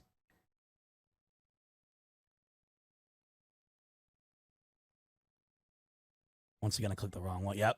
Here we go. Dude, guys, this is unbelievable. The run we're on. We are nailing these numbers. Nailing them. 7.5, Green Bay. I mean, what the hell? How sharp am I? What the hell? Of course, I'll be sharp on the number. I'll be super sharp on the number, but watch, I'll be wrong on all sides of it. Super sharp right on the number. I'll be wrong by a half game on all of these. Green Bay, a slight over 7.5 with 8 wins, which could be enough to make the playoffs in the NFC this year. We will see. But I got the Green Bay Packers, 8 wins, just a hair over that 7.5 number. Sharpest attack tonight. Love it. All right. Let's round out the NFC North with the Minnesota Vikings, the reigning NFC North champs. Okay, let's see. Man, Tampa Bay, God bless them. I think it's going to be so rough. I got a good buddy who's a Bucs fan. No way it's going to be pretty. Lost to Philly. Let's go loss to the Chargers. Actually, no. You know what? It didn't feel right. Let's give a W over the Chargers. Let's give a W over the Panthers. Let's go loss to KC. I got them splitting all the games in the division, as I mentioned earlier. So we'll split the Chicago up. Let's go loss to San Francisco. Splitting the games with Green Bay. Atlanta. Let's give them a W over Atlanta.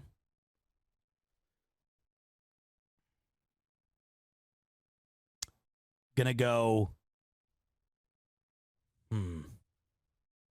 Derek Carr or Kirk Cousins?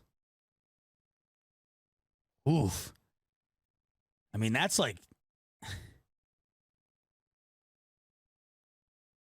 picking between like vanilla and chocolate ice cream, essentially. It's like you just kind of comes down to which one you like the most.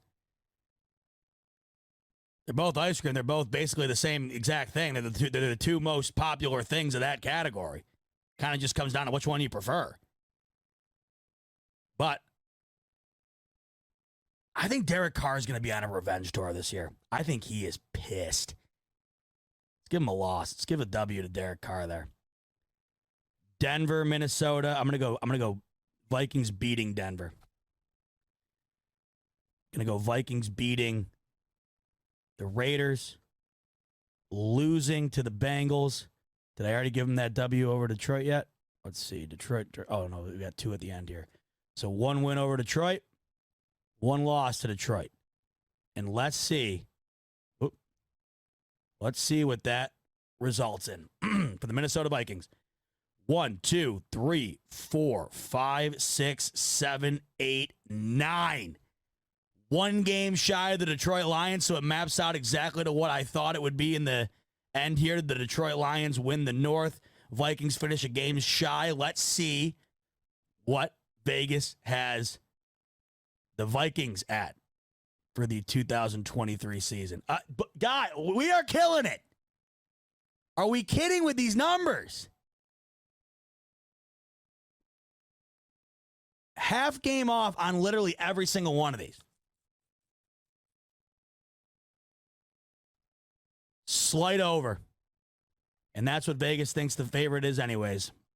We're on the favored side here. Slight over for the Minnesota Vikings at 9 wins. Definitely a decline from last season, but that's what happens when 90% of your games came from 1-score victories. I mean, they were pulling games out of their ass, including the Bills game. I mean, just they didn't have a prayer in that game at the end. And somehow the ultimate prayer was answered. And Justin Jefferson made the best catch of the decade. That game still makes me sick. Oh, my God. All right. NFC North, NFC East in the books. Let's go on to the South. I keep talking about the NFC South. Let's move on to the NFC South and take a look there.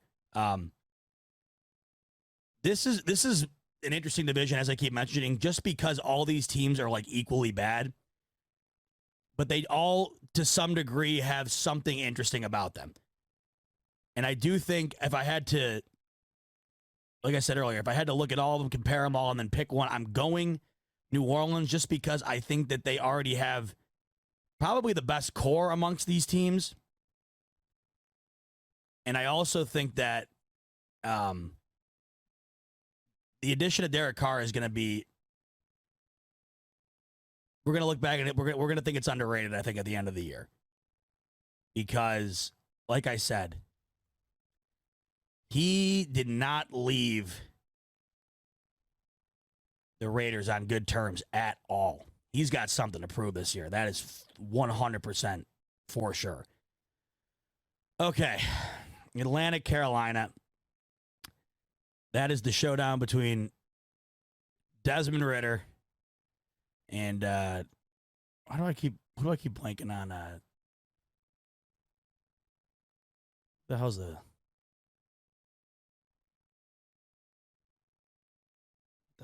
hell?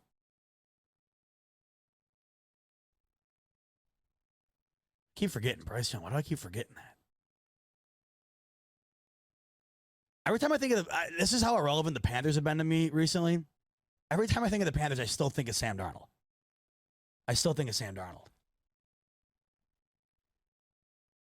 I keep forgetting about Bryce Young, though. I keep forgetting. So Desmond Ridder, Carolina. That seems to me that to me.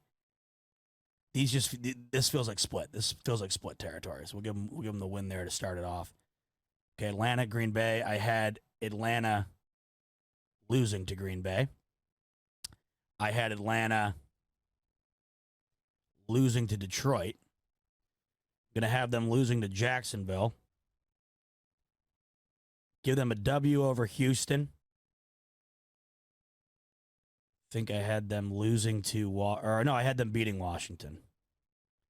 Give them a win over Tampa. I'm wondering about, the Titans situation this year. So it came out today that Will Levis, I mean, he's the rumor today, or not, I don't even know if it's a rumor. I guess speculation might be the better word, but it's coming from people who are watching camp. And what's coming out of the Tennessee Titans camp right now is that Malik Willis is outplaying Will Levis in camp, and Will Levis could get cut. The quarterback situation in Tennessee is dire. It is not good. And you also have Derrick Henry coming off an injury, and you got to wonder, how much longer does Derrick Henry have in him to just run guys over? I mean, he's not getting any younger. It just kind of seems like it's coming to a close quick. I'm going to give Tennessee a victory here, though. Let's give Tennessee a victory. Okay, Minnesota. I had Minnesota beating Atlanta. God, I can't wait to get to the Cardinals because based on what I have going here, I don't even think I'd give it. I mean, I got everybody beating that. My God. New Orleans.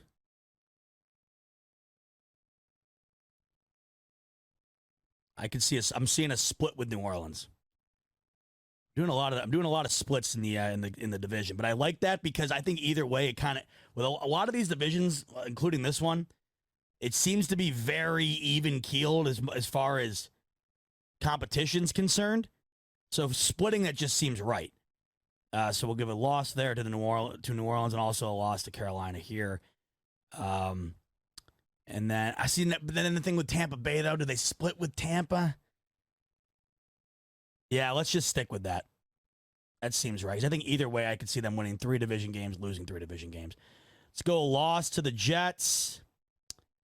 Let's go. Here's another battle of young QBs here. And Indy. By the way, I want to talk about Indy later when I get into talking about their schedule, because this whole thing with Andrew Luck and the Hall of Fame talk, I can't even get over how people are trying to make that argument. It's absolutely killing me. Indy, man.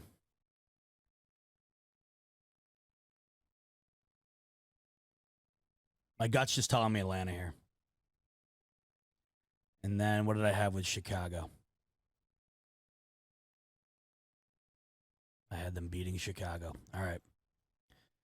So that rounds out the Atlanta Falcons. 1, 2, 3, 4, 5, 6, 7, 8 wins for Atlanta. That seems that might be a little bit high. Let's see what happens here. Buffalo Fanatics, what's going on? This is Pierre the Kingpin, and I wanted to talk to you today about Cigars International, which is the ultimate destination for premium homemade cigars. Known as the industry leader, Cigars International offers the largest selection, unbeatable prices, and a customer service experience that's second to none. Whether you're new to cigars or a seasoned vet, Cigars International makes enjoying cigars easy, approachable, and fun. Cigars International is the go-to retailer for all things cigars, with the biggest selection of premium homemade cigars available anywhere. Cigars International offers unbeatable deals and discounts, making it easy to stock up on your favorite or try something new without breaking the bank. With fast free shipping and their 100% satisfaction guarantee, you can shop with confidence knowing that Cigars International stands behind every order. They have good relationship with vendors that helps provide great low prices. Whether you're new to cigars or a seasoned pro, Cigars International makes it easy to find the right cigar with helpful guides, staff reviews, and expert advice. It's not just about cigars. Cigars International also offers a wide range of accessories and more to elevate your smoking experience.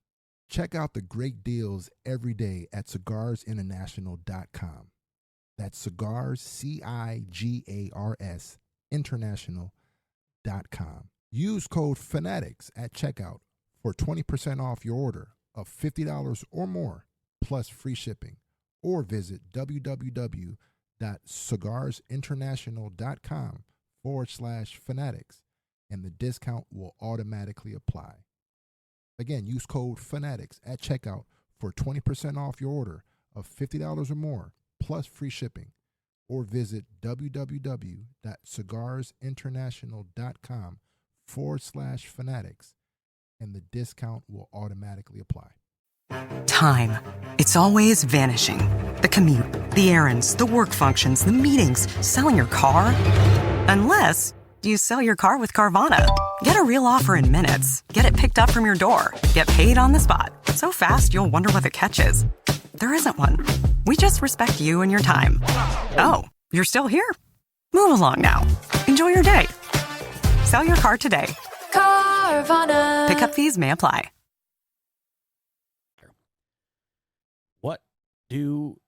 Oh my God.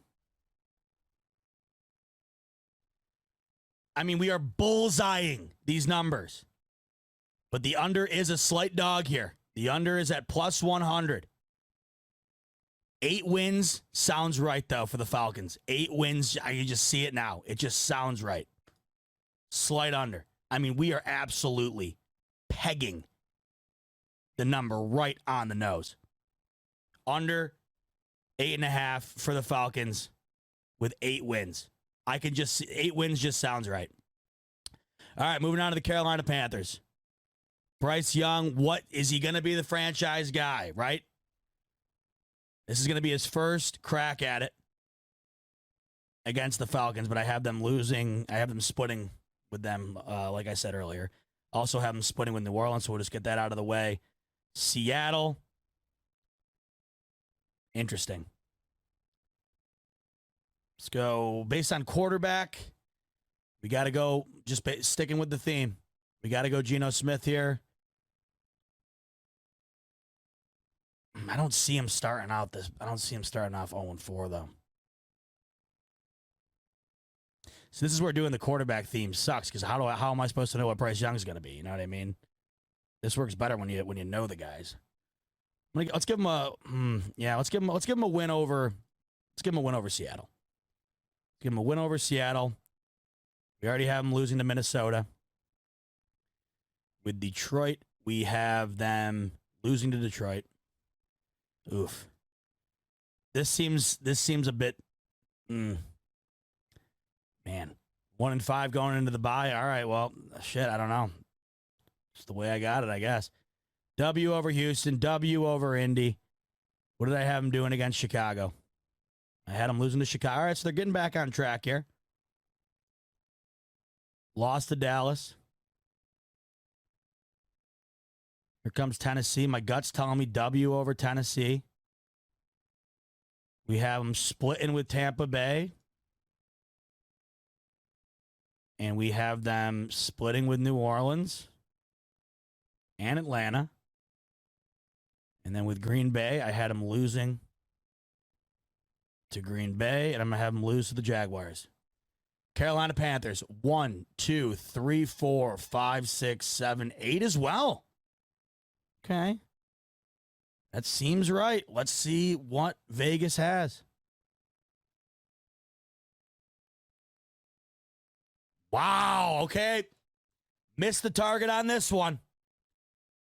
Wait, no, I didn't again. I keep doing this. I keep hitting the alternate lines. We were dead on. Again. Dead on. Jesus. 7.5.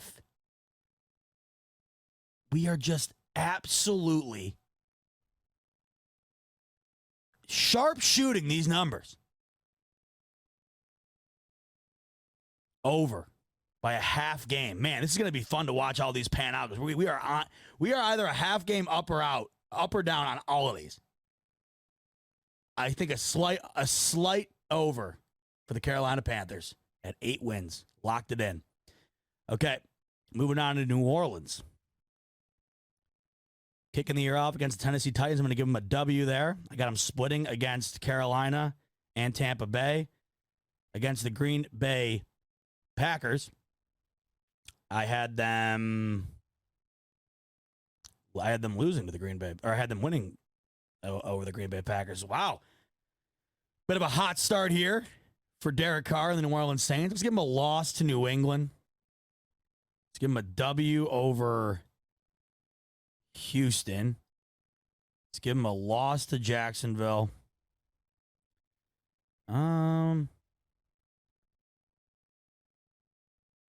I got him losing to New Orleans. I'm going to give him a W over Indy.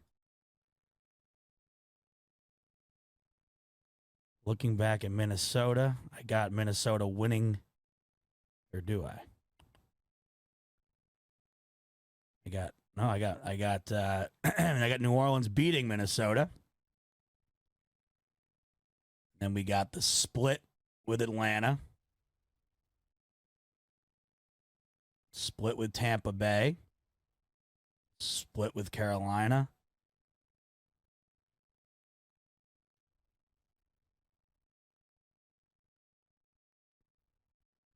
I have them beating Detroit. Ooh.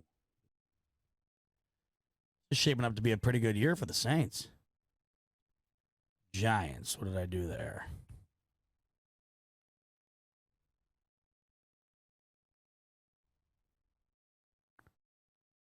Lost to the Giants.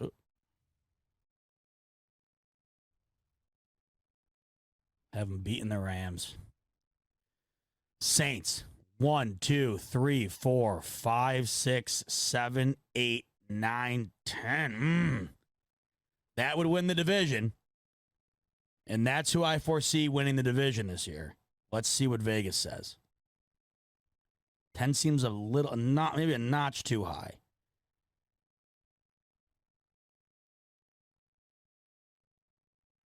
Oh, my God. I don't even know what to say anymore. We are just on it.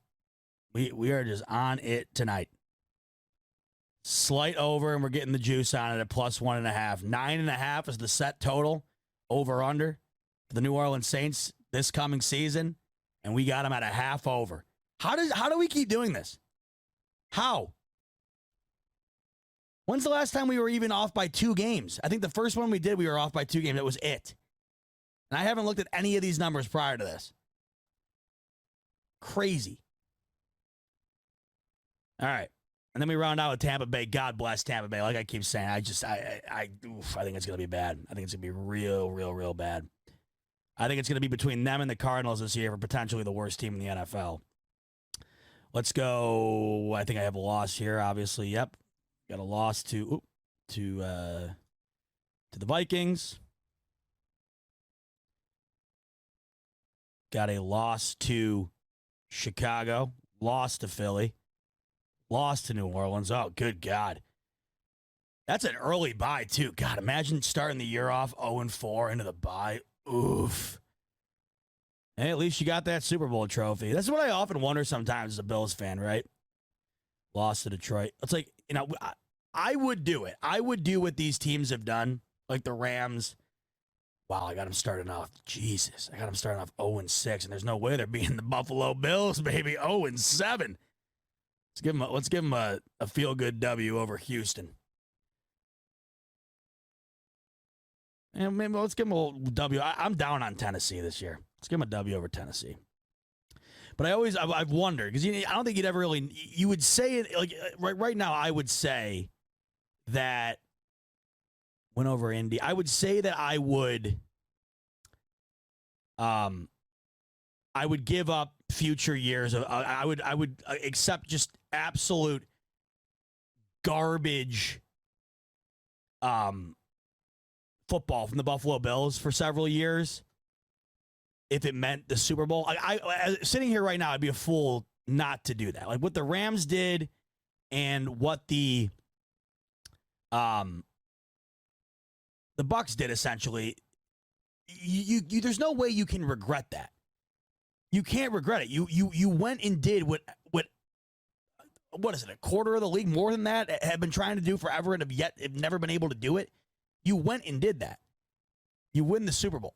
You can't possibly regret that decision. But it's just like now that it's over. And when you think about it, even with the Bills, like it would be incredible. You'd have it for the rest of your life, obviously. But in the moment 2-3 years down the line from that Super Bowl, when the Bills are getting their ass kicked, you're not going to be like, at least we won the Super Bowl, a couple of years ago. That's how I view it. Like right now, yeah, absolutely. I'd trade my big right toe right now. I'd cut it right off, put it in a Ziploc bag, and ship it to whoever the hell made that weird bet with me for a Super Bowl. But you're gonna the thing that's crazy is like with the Rams. I got buddies who are Rams fans. 1, 2, 3, 4. 1, 2, 3, 4, 5, 6. 6 wins for the Bucs. Sounds about right. I got buddies who are Rams fans and Bucs fans, and it's like, yeah, they're still beyond satisfied with what obviously panned out and what they got out of it. But going into this season, they're not looking forward to it at all, and that sucks. So that's why you have, like, even when the Bills don't win it, like last year when they're the favorite or whatever, even when they don't win it, there is something to be said about being as good as the Bills are despite not winning it. Because if you are the Rams or the Bucs, I mean, think about it. You only had one good year. You had one good year. That's it. And like I said, I would do it. I would do it. But you really do pay the price. You absolutely pay the price. Where the hell are the Bucs? All right, I had them at 6. We were 2 off on this one. Oh, wait, nope, we weren't. Boys and girls, ladies and gentlemen, I can't miss. I cannot miss. I have never been this sharp on anything in my life. This does not happen. I did have a really good betting year last year in football, though. I will say I did. So you know what that means. But knock on wood, I got to knock on wood, but you know what that means. This year's going to be abysmal. You know that. All right, so I had him at 6. Under, that's the favorite. Minus 140 right now. And that just seems about right for the Bucs. All of these just, my gut, like, you know, like when you got a feel on something? Like there'll be Bills games, for instance, like going into them. And I can never describe why, but there'll be games where I either feel really good or for some reason I just feel bad about it. Why did I type in 6? I'm not betting $6 on this. $2. $2. But there'll be games where I just feel bad for no reason. And I'm getting that feeling right now with these where the opposite. I'm feeling really good about these. All of these numbers just seem to make sense. Like, can't you just see the end of the year coming around and the Bucs have 6 wins? It just seems right. All right. That rounds out the NFC South. Leaving one division remaining. The second most competitive. Well, that's debated, I guess. You could argue it's the second most competitive, but you know what? No, it's not. The North is. The North is. Obviously, the East is the runaway most competitive, but the North is the second. NFC West, definitely top-heavy between the Seahawks and the Niners, and frankly, is it even that top-heavy because this is the Niners division. Although, I got to tell you, I mean, it would shock me, but it wouldn't blow my mind if Seattle made a run. You have to wonder, with the 49ers, you have to wonder when the lack of a quarterback is going to come to haunt them. What they're doing, and I don't even think people will like quantify it because of how good all their other players are on defense and offense, but I don't think people really truly understand what that team accomplished last year with the last pick in the draft. Like, extraordinary. Unbelievable. And you got to wonder if Brock Purdy doesn't get hurt in the playoffs, I mean, who the hell knows? Just wild stuff with Kyle Shanahan, the San Francisco 49ers. And it makes you wonder, man, if you imagine Josh Allen, Mahomes, literally any of them. Mahomes, Allen, Burrow, Herbert, Lamar, any of them. Shit, I mean, honest to God, even imagine like And this is who Kyle Shanahan, in hindsight, Kyle Shanahan wanted Mac Jones. He wanted Mac Jones over Trey Lance. It just never seemed like Kyle Shanahan was all over Trey Lance. It seemed like that was more management than it was Kyle Shanahan.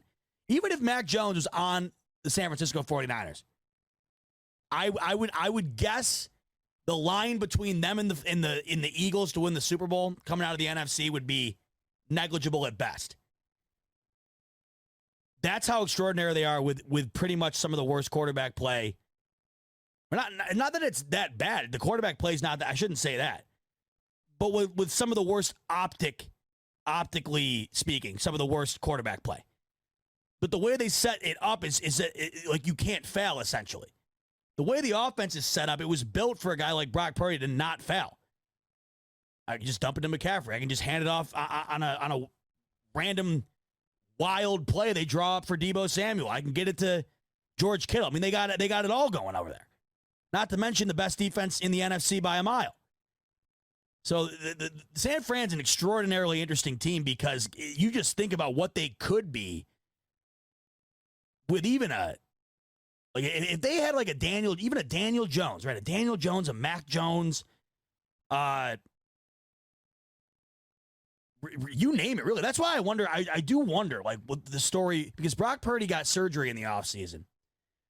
I wonder what they would look like with Sam Darnold. Because Sam Darnold really hasn't been on a team that has anything around him. It interests me to watch what they do, when they plug and play at the quarterback position and how they do it. All right, Arizona. This to me, in my opinion, this is the worst team in the league this year. That's just how I see it. I have them losing to Washington on the Commanders schedule. I got them losing to the Giants. Doing the green button. What am I doing here? Got to change that up. Okay, got them losing to Washington, Giants, Dallas, San Fran. Oh, good God. Oh. I'll give them a win over the Rams, I guess. I'll have them split with the Rams. That's what I'll do. Because the Rams are the Rams not good this year. I don't see the rebound with the Rams. I just don't see it. Seattle. That feels like two losses to me in the division. That feels like two losses. Lost to Baltimore. I don't know what to make of Cleveland this year. I don't know how you guys feel. You have to anticipate that Deshaun Watson gets better. The question is, does Deshaun Watson ever get back to Deshaun Watson pre-bullshit? That's what I wonder. What they had to do to acquire him, and looking at the situation now, I mean, even if he becomes 75% of what he was in Houston, it's so not worth it. The only way that is ever going to pan out to be worth it is if he gets back to that form that he was prior or better. And I just don't see it. I think he could get back close to what he was, maybe, but he's never going to get back to what he was like when the Bills played him in the playoffs. I just don't see that happening. I think the ship sailed. I don't know what to make of Cleveland this year. I just don't. I'm looking at this game right now, even against the Cardinals. I don't know what to make of this. You'd think the Cleveland Browns win this game. I do not. If there's one team that I have no read on at all whatsoever this year, it's Cleveland. Think about it. When you think of Cleveland, I mean, weren't they the most last year? Did you even think about Cleveland once? Did you think about them at all? I really didn't at all.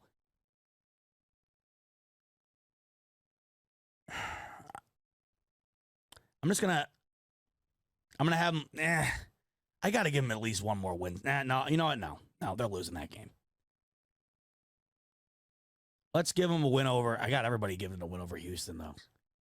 Houston's got to get some wins somewhere. I'm going to give them a loss there. You know what? Some of them in my mind, just talking about Cleveland there, some of them in my mind's telling me Arizona's winning that game. I got to go with my gut. Lost to Pittsburgh. Lost to San Fran. What did I have Chicago doing? Loss.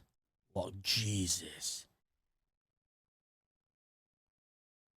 2-15 for Arizona. Oh my God.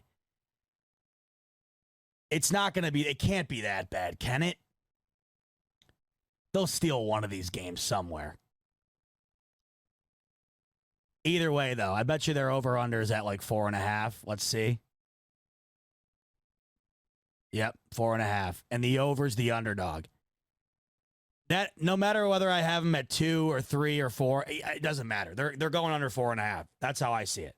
They're not going to win only 2 games. That was way too low.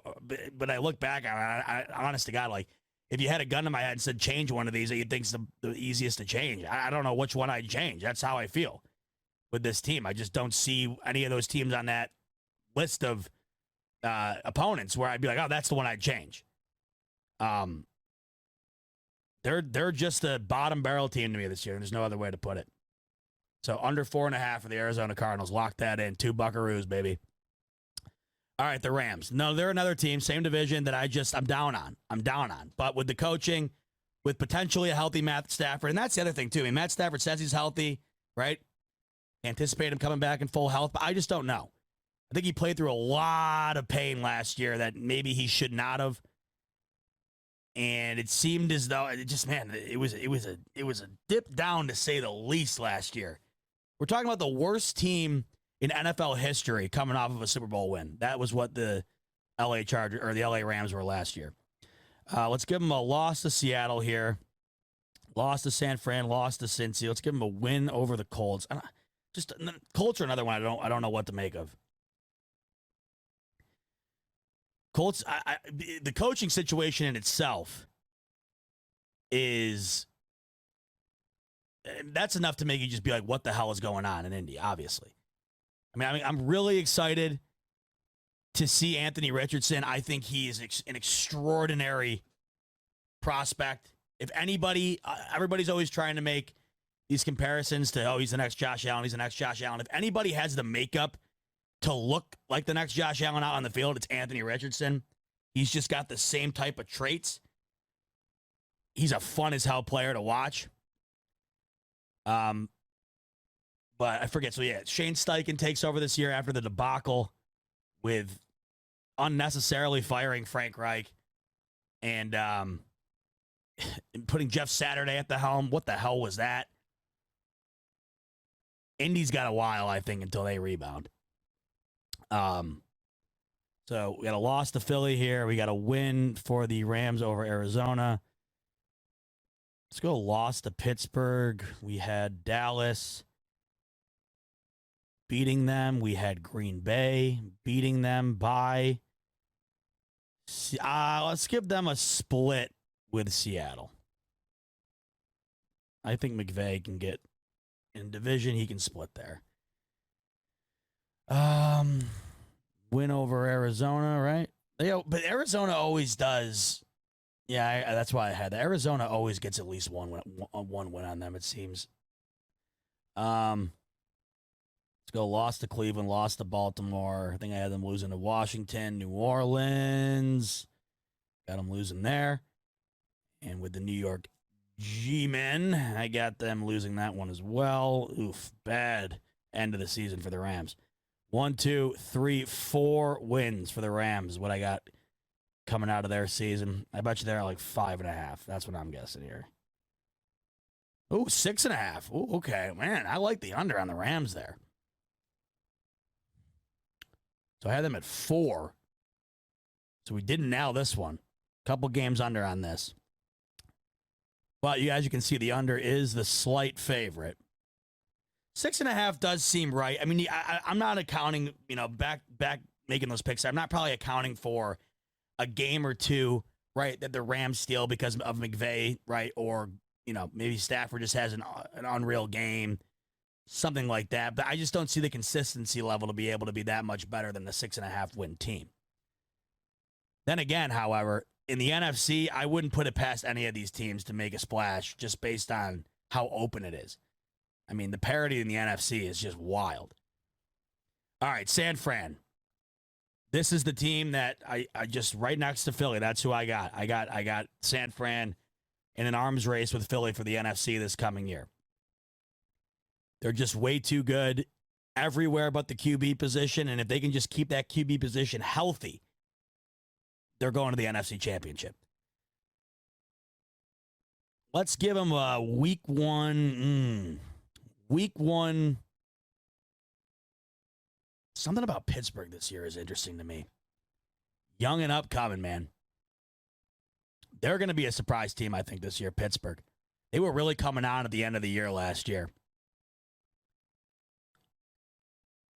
But I got to give San Fran the win here. Yeah, San Fran getting a win there. Win. I had the Giants losing that, so we got win. I had the Cowboys losing that as well. Win. Oh, God.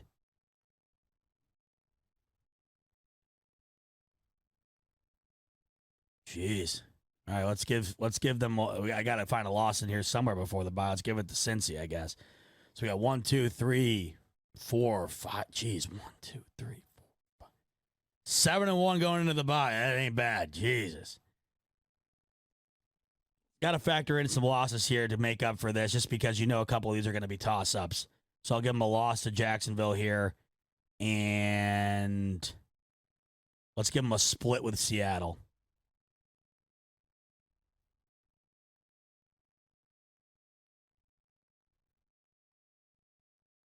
Okay, we'll do the W over Tampa Bay. Did I have Philly? Let's see. I think I might have had Philly. One of Philly's losses being to them.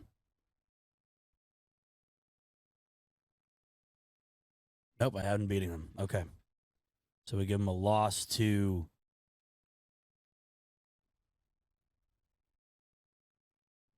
Philly. W over Arizona, over Washington.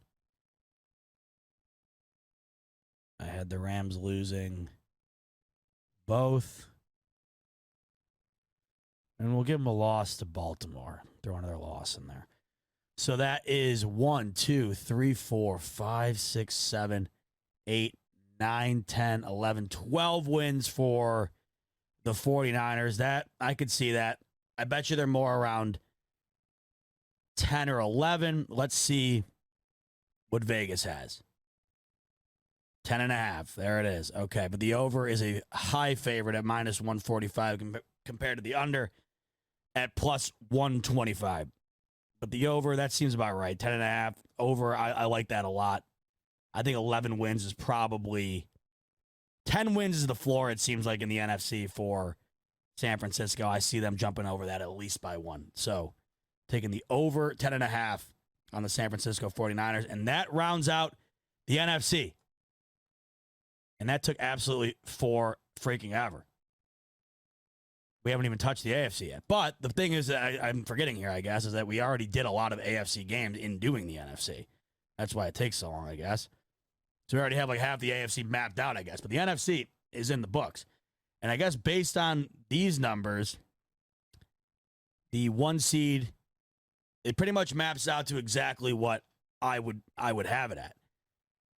The 1 seed, once again, is Philly. The 2 seed is San Francisco. And the rest is just kind of who's either someone makes a complete shock or it comes down to those two teams. I think it comes down to those two teams.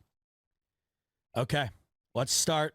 We're going to save our beloved AFC East for last, just to make it interesting.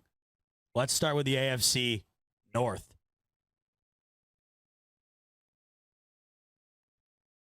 Ravens, interesting as hell this year, because last year, you got to think, just based on what had happened to them health-wise, they were better than they should have been. And, man, they are a terrible, terrible offensive call on the goal line away from beating the Cincinnati Bengals, and the Bills not even having to get embarrassed by the Bengals in the playoffs because they would have been home. Now that they're healthy, Lamar's contract situated, the addition of Odell Beckham Jr., Baltimore's going to be back this year in probably a big way if they can stay healthy. Kick the year off with a W over Houston. Now I'm going to give them a split in the division. with the Bengals. So we'll mark a W or a loss there in that one. We'll mark a win in this one. We'll give them a win over Indy. I'm going to have something tells me in my gut, let's have them split with Cleveland in the division. You know what? No. I'm going to have them sweep Cleveland, split with Pittsburgh. That sounds about right. That sounds better to me. Okay. Let's go W over Tennessee. In Detroit, I had them beating Detroit. I have them beating Arizona. In Seattle. Did I skip Seattle? I guess I skipped Seattle. We'll go back to them. Gonna go loss to Seattle. Loss to Seattle. Loss to the Chargers. Pick up the win over the Rams. Good game here against Jacksonville. Let's give them... I have San Francisco beating Baltimore. Or no, I have them beating San Francisco. So let's give them a loss to Jacksonville. And let's give them a loss to the Dolphins. That brings Baltimore to 1, 2, 3, 4, 5, 6, 7, 8, 9, 10, 11. Ooh, man, that would be a good bounce back year for Baltimore. Let's see what Vegas has them at. 11 wins. Man, that'd be damn good. That would be damn good for any AFC team. Okay, they got him at 9.5. Over severely favored, though, at minus 170.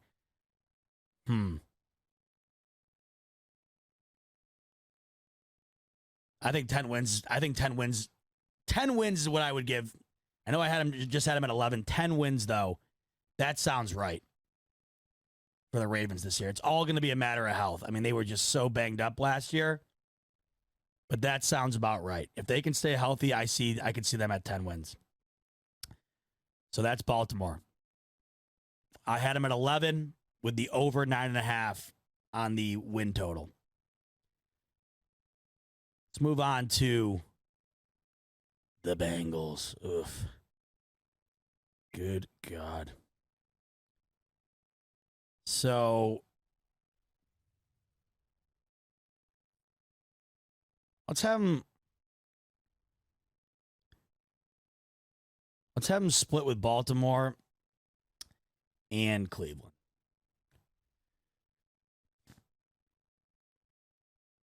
Gonna have them split with Pittsburgh too, I think. 3-3. We got to win over the Rams, win over the Titans, win over the Cardinals, win over the Seahawks. What did I have going? I had them beating San Francisco. Bills got to be ramped up for this one. Revenge game. Give the win to the Bills at home. I know that's in Cincinnati. I don't know. Something about that game. I just feel like the Bills. They're gonna want to exercise their demons in that one, man. Win over Houston.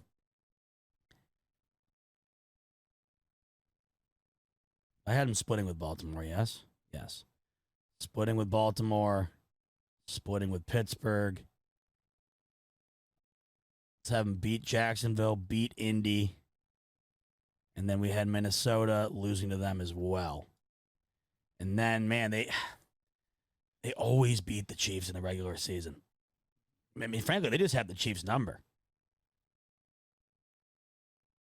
It's going to be a big one right here, man. Week 17, Chiefs, Bengals. Damn, that's going to be a big game.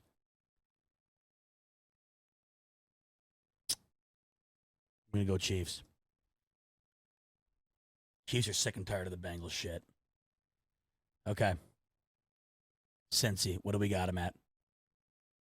1, 2, 3, 4, 5, 6, 7, 8, 9, 10, 11, 12. Oh, boy. Okay. That would not be ideal for us, I'll tell you that. But it's right at the number. It is right at the Vegas number, folks. 11.5 is what they got him at, with the over being a slight underdog.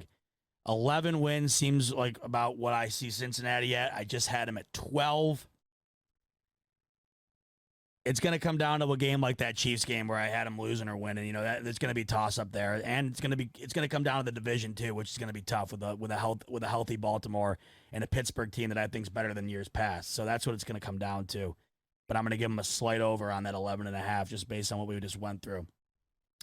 So 12 wins for Cincy. Oh, I don't like the sound of that at all, man. Do not. But I just think Cincy, man, I just think they're just damn good, man. They're just damn good. Okay, Cleveland. Like I said earlier, I just don't know what to make of them. I don't know.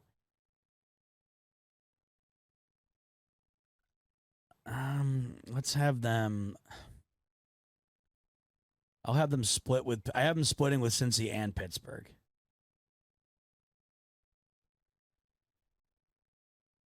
This division is damn good. This division is going to be tight.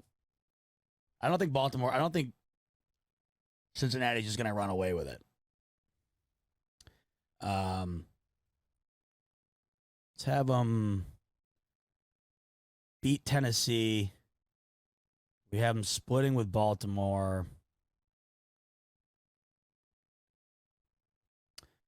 We have losing to Arizona, one of the rare wins we had for Arizona. Let's have them lose to Seattle. Let's have them beat Indy. Losing to San Francisco.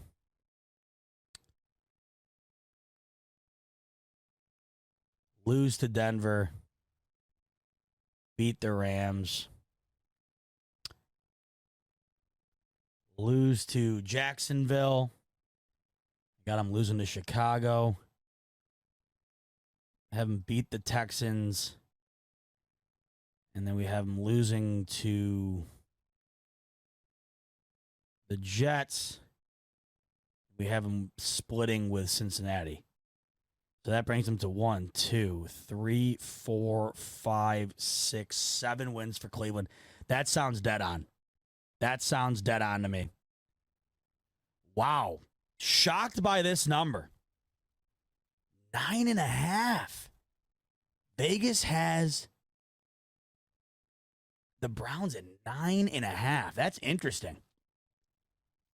I don't see the Browns as a double-digit win team, man. I don't know about you guys. I don't see double digits coming out of the AFC for the Cleveland Browns this year. Like I said earlier, it would have to be a major resurgence from Deshaun Watson.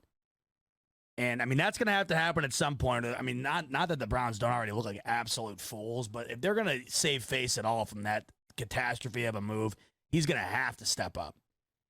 You got to think it's better, but 10 wins in the AFC better? I'm not seeing it, man.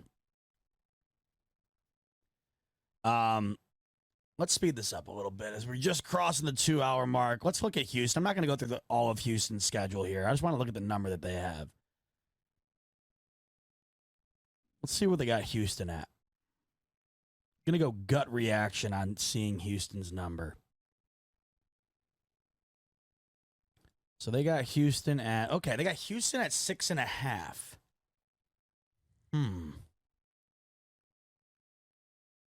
That's an under to me.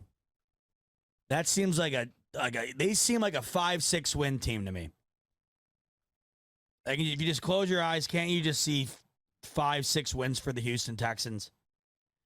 I mean, think about it. In this AFC, a team like the Houston Texans, where are they getting their wins from? If we go over to their schedule here, I mean, just it's insane. You look at their division. They could definitely steal some wins in the division between Indianapolis and Tennessee. You can definitely see some division wins there. You can see that. But I don't know. Actually, the more I'm looking at this schedule, man, the more I'm looking at this schedule, that number is going to be tight.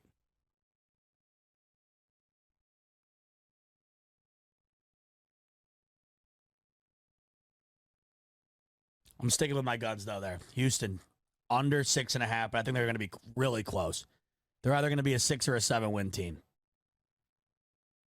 So we're going under on Houston. Indy, let's see what they got Indy at. These teams are just so uninteresting to me. Like Indy and Houston. I'm excited to watch Anthony Richardson, but outside of that, Indy just does not interest me. 6.5 for the Colts. Now, almost exactly identical to Houston, but on the flip side, I see them being like just a hair over that 6.5. Whereas with Houston, I see them just an eyelash under. I see Indy, I see them dead on 7 wins. Like right on the nose with this one, 7 wins is what I see. Let's give Indy the over. 8 wins max feels about spot on. 7 wins, though, seems like the bullseye. Let's go through Jacksonville's schedule here because I'm high on Jacksonville this year, very high. Just love what they got going on. And after the momentum built in the playoffs last year with that come from behind victory, and a whole other year with Doug Peterson and I mean, because essentially last year that was essentially Trevor Lawrence's first year. I mean, let's be real. You got to just throw that first year out with Urban Meyer. So you got a whole other year with Peterson and Lawrence together. They're only getting better. Let's go win over Indy. Let's go loss to KC. Go win over Houston, win over Atlanta. I got to stick to what I did earlier in the year. I got them beating Buffalo in England just because one, I think it's a very evenly matched game, but I think that there's something to be said about the Jacksonville Jaguars already being in London for a full week before the Bills get there, already being accustomed to being overseas and having a whole week to have settled in there as the Bills arrive. I think there's something to be said there. I really do. Had him dropping one in New Orleans. Let's see here. Let's go. I'm going to say between the Bills and the Pittsburgh game, one of those two seems like losses to me. So you can plug either one in. I'm going to give them a loss, though, to Pittsburgh. Just because one of those just seems like losses to me. I don't know if I see them winning both those games.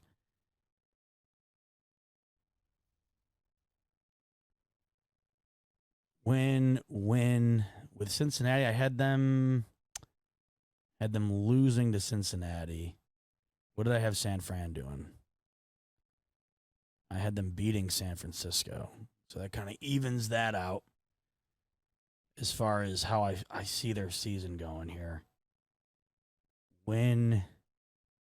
I had Baltimore losing to them as well. Carolina, I had losing. And we'll give Tennessee a split there. We'll just assume that happens. So Jacksonville 1, 2, 3, 4, 5, 6, 7, 8, 9, 10, 11, 12. That's too high. I'm a little too high here on Jacksonville, but I think, well, I mean, I guess that comes from the division with the Indy and Houston games and Tennessee. I mean, realistically, if they were cooking, they could sweep the division just based on how that division is. Maybe that's where I get that from, but they seem more like a 10-11 win team to me. Let's see what Vegas has them at. 10 wins, 11 wins sounds about right. But if they do cook it up in the division, I could see 12. That's why I had said on a few shows ago, I had said that it wouldn't stun me if Jacksonville got the 1 seed in the AFC by default just because of their division being worse than all the other contenders. So, yeah, so they have them at 9.5. So I'm according to the number, I'm pretty damn high on it. Over 9.5, I'd take all day with Jacksonville. All day. They're a 10-win team to me. I don't see them not winning 10 games because of that division. You could give them 6 wins in the division, realistically. It wouldn't blow my mind to see them sweep Indy, Houston, and Tennessee. 5-1, probably that to me seems more like a damn good run there. I don't think they sweep them. It wouldn't stun me, but sweeping's tough no matter what. That's just a tough thing to do in the division, no matter how good you are. But either way, 4 wins minimum in the division there. 4 wins minimum in the division. 9.5 to me, that's one of the best. That's one of the best bets you can make here right now, in my opinion. Over 9.5 wins for Jacksonville. Because, I mean, you're looking in that division right now, and you're pretty much locking up, in my opinion, you are locking up at least 4 wins in that division. So you pretty much got nearly half your wins for that bet right there within the division. Okay, looking at Kansas City, let's take a look here. I had them beating Detroit. I got them losing. I got them beating Jacksonville, beating Chicago, beating the Jets.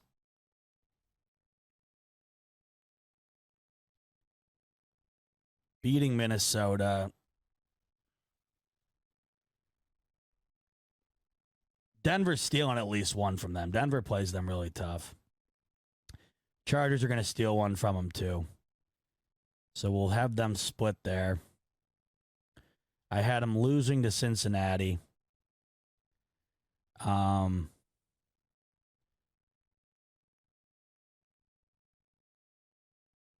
I gave the Bills the win over the Bengals, so therefore I'm going to give the Chiefs the win over the Bills. That to me, the Bills split those two. They're gonna go 1-1 in those 2 games. That's how I see it, and I'd be fine with that. Out of the Chiefs and the Bengals games, if you can go 1-1 in that, I'm fine with that. Let's give them a win over Miami. Oh, I forget they're rematching with Philly. I know I had Philly losing to KC here, but something tells me Philly wins this game. I'm going to have a change of heart on that. I'm going to have Philly beat Kansas City. Beat the Raiders. I mean, the Raiders always play them tough. Don't know if they have it, though, to beat them this year in the split.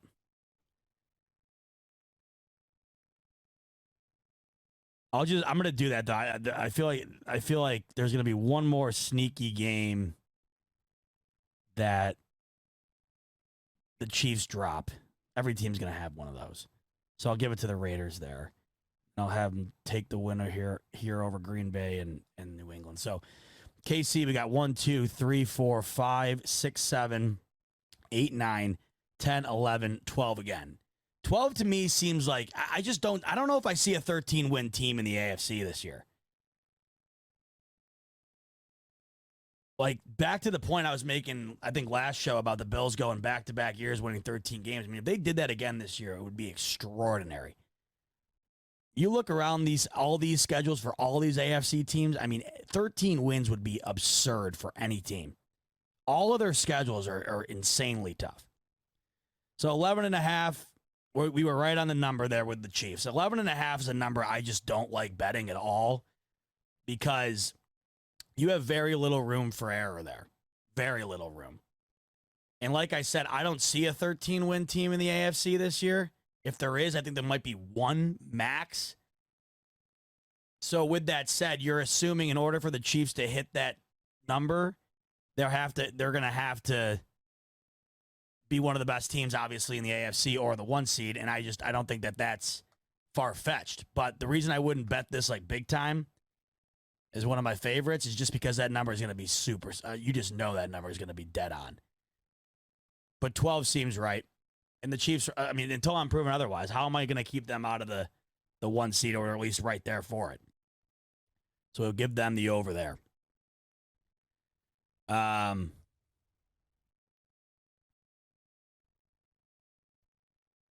Vegas is interesting. I just don't quite know what they're going to do at the quarterback position because I've yet to hear what the story is of Jimmy Garoppolo after that whole situation with the physical. And then, this is their first year in a long time without Derek Carr. And I just don't know what to make of Josh McDaniels either. I don't. It's so hard to imagine that he's not going to find a way to make things right in Vegas as far as success is concerned. But maybe he's just as good as the product was around him in New England. You have some of these guys just aren't head coaches. Let's go back and look at Vegas's number here.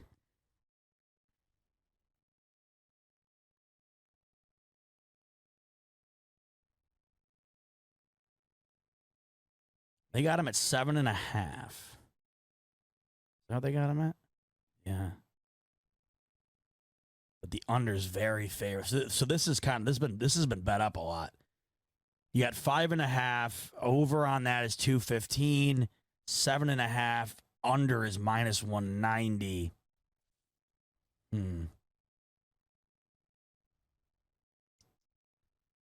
Let's go under. We're gonna go under 7.5 for Vegas. I don't know where they're getting more than 7 wins from. I mean, in that division, you look at the division, right? The West, with the Broncos, Chiefs, and Chargers, where the hell are they getting 8 wins? Where in God's name are they finding 8 wins? All right.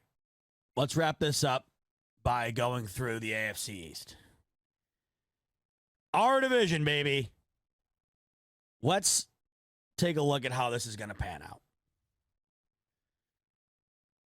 So, we'll kick it off with Miami here. Let's go loss to the Chargers. Let's go loss to the Chargers to kick things off. I think they split with New England, and they're going to split with the Bills. Going to give them...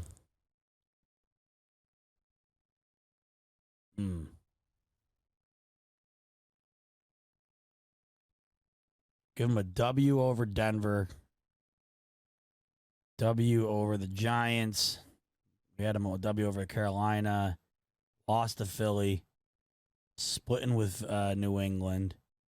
Lost to KC. Beaten Vegas. I think they split with the Jets.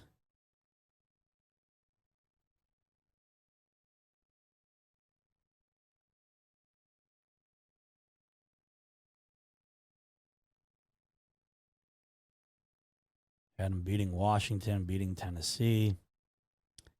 And then I had him beating Dallas, I think. And what did I have him doing with Baltimore? I had him losing to Baltimore. Uh-oh. What does this bring us to? Miami. 1, 2, 3, 4, 5, 6, 7, 8, 9, 10, 11. Ooh, that's cutting it close. I got to tell you, though, I think that it sounds a bit right. What do they have it at? They have it at 9.5. Okay.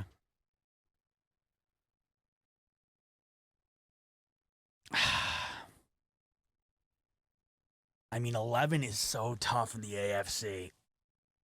Like, just looking at this, just given the wins out that I did, I mean, you could easily see them losing to Baltimore or to Dallas. Buffalo could get them twice. They could lose to Denver. I'm going to give Miami over. I like over 9.5, but I see it at probably right at 10 wins. Miami. I think they're going to get to 10 wins. If you think about Miami, the talent they have, I don't think 10 wins is out of the realm. I don't think that's a wild bet. I really don't. I think they're going to be pushing up for a playoff spot the whole year, and 10 wins is going to be doing that. So 10 wins sounds about right for Miami. Let's go to New England now, who I think is going to easily be the worst team in the division. Let's go loss to Philly. We're going to split with Miami. We're going to split with the Jets. I had them losing to Dallas. I had them New Orleans. I had them beating New Orleans. Let's have them beat Vegas. I mean, they're not beating the Bills till I'm proven otherwise. Sorry. I will have them split with Miami, though. That always just seems to happen with those two.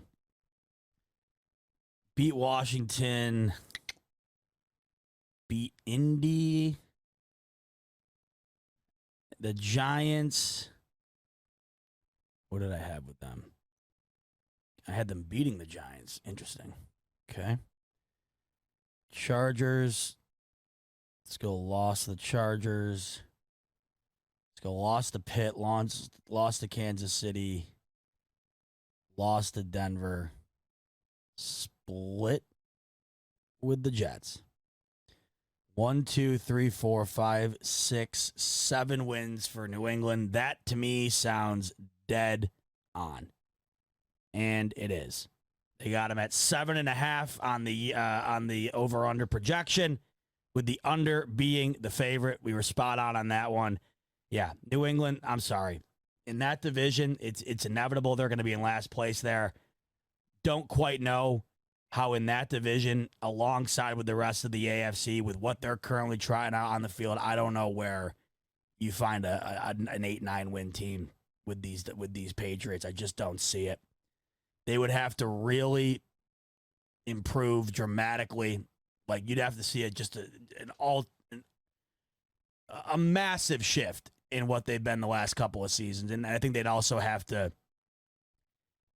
win 2-3 games that they are easily considered underdogs in order to hop this number.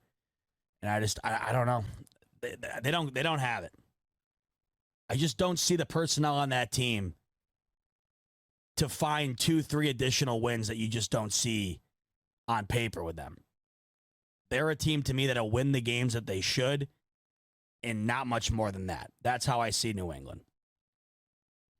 All right, now it's down to my favorite last two. The talk of the town, the flavor of the AFC as of late, right? Freaking Jets.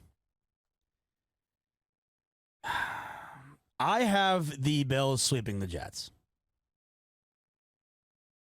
because I think it's hilarious. And there's something about it, like I said earlier, there's something in my mind makes sense. I don't know why. I can't really explain it. There's just something about this to me that makes sense to me. I just think this whole aura of the Jets and what they're trying out this year and what that's probably coming across as to the Bills locker room, I feel like they're just going to want to beat their ass. I feel like they're going to have it out for the Jets this year.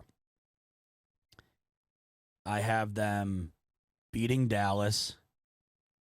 I have them splitting with New England. I think, right? Yeah. Splitting with New England. Lost to KC.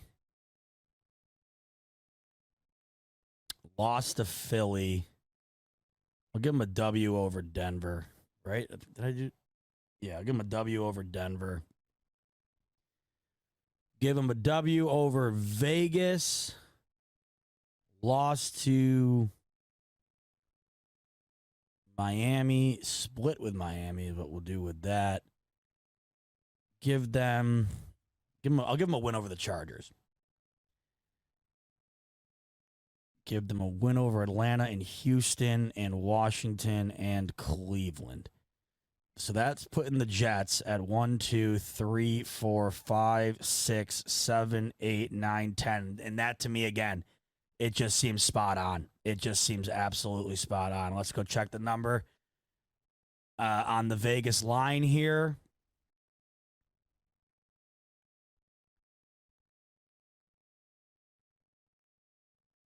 Yep, and we are spot on. We are absolutely spot on again on the number. They got the Jets at 9.5, with the over being a slight favorite at 130. And if you notice this, obviously the Patriots are the outlier. They got them at 7.5. But if you notice, you got the Jets, their projected win total 9.5. You go up to Miami, their projected win total is 9.5 as well. And then if you go up to our Buffalo Bills, they have them at a slight favorite over those two with one game difference at 10.5. I haven't looked at these numbers much at all. I usually don't bet these things until closer to the season just based on injuries and stuff. Shocked to see right now based on the sentiment surrounding the Bills. And this just goes to show you that all the stuff you're hearing is a crock of shit, because the Bills at 10.5 is at a massive favorite right now. I'm honestly shocked to see that number at -150. I would have guessed that to be lower just based on all the bad sentiment surrounding the Bills, I guess, so to speak. But this just goes to show you, well, the one thing you always know, the Vegas numbers do not lie. Vegas doesn't give a shit what anybody has to say. They care about the bottom line. And right now, the bottom line is telling you that the money is on the Bills winning more than 10 games. That is where the money's at. And as you can see, at that 150 number, I bet you by the time the season starts, you see this line creep up to, you could see this line creep up to 11.5. Probably not. Man, I would say I would say that's a possibility, but the more I look through here, they aren't really budging on these numbers. Like, you have Baltimore here. Baltimore is at -170, so it looks like they don't do whole numbers, obviously, because they don't want you pushing on a full year bet. You can't have a push, so it'll probably stay at 10.5, but either way, as you can see, what I will say is, however, the Bills at 10.5, this 150 will probably it'll probably be a worse number. It'll probably close at 170, 180 maybe. So I got the Jets there at 10, and that seems right. I mean, honestly, so if you think about it, right, you got the Bills, the Jets, and the Dolphins. That's what the division's going to come down to. I mean, that's what the division is. I as you can see, I got nothing to say about the Patriots when it comes to comparing to the other three. Where are they comparing to what those other three have going on right now? They're just at a completely different point in talent level. Completely different point. So Brandon Katz coming in here. He's saying 11 wins would be a noticeable drop off from last year for Buffalo. It depends on how they get to that number, Brandon. That's what I would say. 11 wins wouldn't. I mean, we can't have 13 wins be this norm in our mind. That's going to differentiate our opinion on this team's success level and how we feel about the team going into the playoffs or how they perform or whatever. Because they won 13 games last year. They didn't really look like they were a team that won 13 games, and they sure as hell didn't look like a team that won 13 games in the playoffs, right? If they get to 11 wins and they lose some close games to the Bengals, to the Chiefs, to the Eagles, you name it. I mean, look at their schedule. You can pick out a handful of teams that you could see close losses to. If they get to 11 wins and their losses, outside of maybe one stinker, if their losses are competitive and tight, I don't think 11 wins for these Buffalo Bills are a. I don't think that's a drop off. I don't. You're looking at this number, and you're looking at the Bills' schedule here, and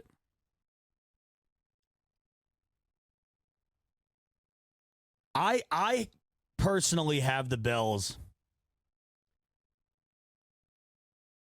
I know it's been a while since I did my prediction.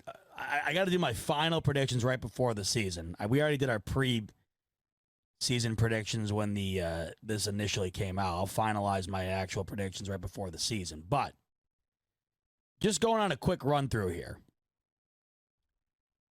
I do have them sweeping the Jets just because I just have a gut feeling on that. That's just my one gut feeling. But let's just kind of let's play devil's advocate here on the rest of the year, just based on being from a rational perspective. Got them beating Vegas, beating Washington. Let's have them split with Miami like they did last year. We'll have them split with Miami. We'll have them double up on New England like I think they will. I'm going to give them a loss to Jacksonville like I've been giving them, just because I think that's, like I've explained myself on that one. Tough spot in the UK with Jacksonville already being there. But they bounce back, beat the Giants in primetime. You beat Tampa Bay. I got them beating Cincinnati, but I also have them losing to the Chiefs. You can interchange those however you want. But out of those two games, I do have a loss coming out of one of those. I got a loss to Philly. I I got a loss to Philly. In Philadelphia, man, that is just not easy. If out of all these games, I'll tell you this: out of all these games, if they won against Philly, that would impress me the most out of any other game that they won. Out of all these games, what would impress me the most is winning in Philly. I got them beating Denver, beating Dallas, and beating the Chargers. So that's 1, 2, 3, 4, 5, 6, 7, 8, 9, 10, 11, 12. Yeah. I got them right at around 11, 12. I think we might. Now, you know what? That just sounds right to me. However, no matter how you interchange these games, 11, 12 wins, that's the Bills to me this year. And it's right on par with what they've been. 13 is a high ceiling. The 13 wins to me is not the ceiling is not the floor for this team. It can't be. Yes, you win 13 the last 2 seasons, but that is it is an insanely tough feat. And at the same time, what does it even matter? You win 13 games the last 2 seasons in the regular season, and you get bounced in the divisional. The year prior to that, they had won less than they had won the last. When you think about it, the year they made the AFC Championship is the year that they won less. They won less regular season games. To me, it doesn't matter. Based on, and this is what it is so tough to come to terms with, just because you can't. You just don't. I can say this now, but there's no way in hell I'll feel like this during the season because you're in the middle of it. But you have to not really give a shit about the outcome of the regular season so long as they are within the top 4 seeds. You start losing the division and stuff, that's when you need to be concerned. But if you can win this division with 11 wins this year. 11, 12 wins, right? I think you could win this division with 11 wins. So if you win this division with 11 wins, you're still the same seed essentially as you were last year, depending on how things shake out. It doesn't matter. If you get one of those top 4 seeds, it really doesn't matter what your record was in the regular season. Yeah, you're right, John. You're right. 13-3 in the AFC campaign. So they were 13-3 2 of the last 3 years, right? Yes. 13-3 two of the last 3 years. And they were 12-4 the other year that they weren't, or 11 was it 11-5? God, I can't even keep track anymore. To me, it's all about the momentum they're carrying into the playoffs, no matter what the record is. They were 13-3 last year going into the playoffs, and the momentum that they were carrying into the season was lackluster. And you saw that in the Miami game, despite winning, and you sure as hell saw it in the Cincinnati game. There was a blatant lack of. I hate saying effort because I'm not going to sit here and say that they weren't trying. Of course they're going out. They want to win, but there was just a lack of pop there. There wasn't that excitement, that wow factor like there was 2 seasons ago, going in, beating the living hell out of the Patriots, and then beating the living hell, or not beating the living hell out, playing one of the greatest games ever against the Chiefs. There just wasn't that wow factor, despite having 13 wins. I think I would, I'm trying to think of the best way to say this. Not to say I would trade, but what I'm saying is, I personally believe you can feel better about a team at 11 wins than you can about a team with 13 wins based on how they end the season and go into the playoffs. I think that you can 100% feel that way. I could feel better going into these playoffs this coming year with the Bills at 11 wins, depending on how they close the season, than I could last year with them at 13. I mean, look at the schedule here in itself to close the year out, right? I mean, think about it. If they're at the bye week, say at the bye week they have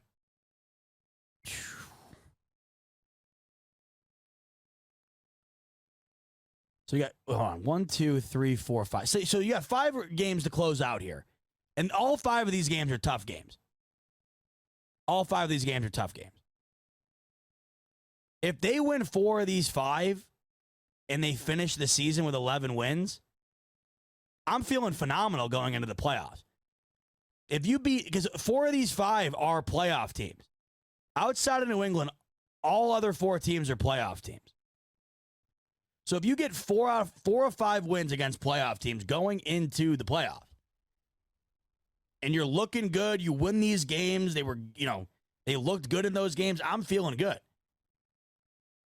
I mean, Brandon's coming here saying, dude, if the Bills win 11 games, they're not a contender. I mean, I could not disagree more with that.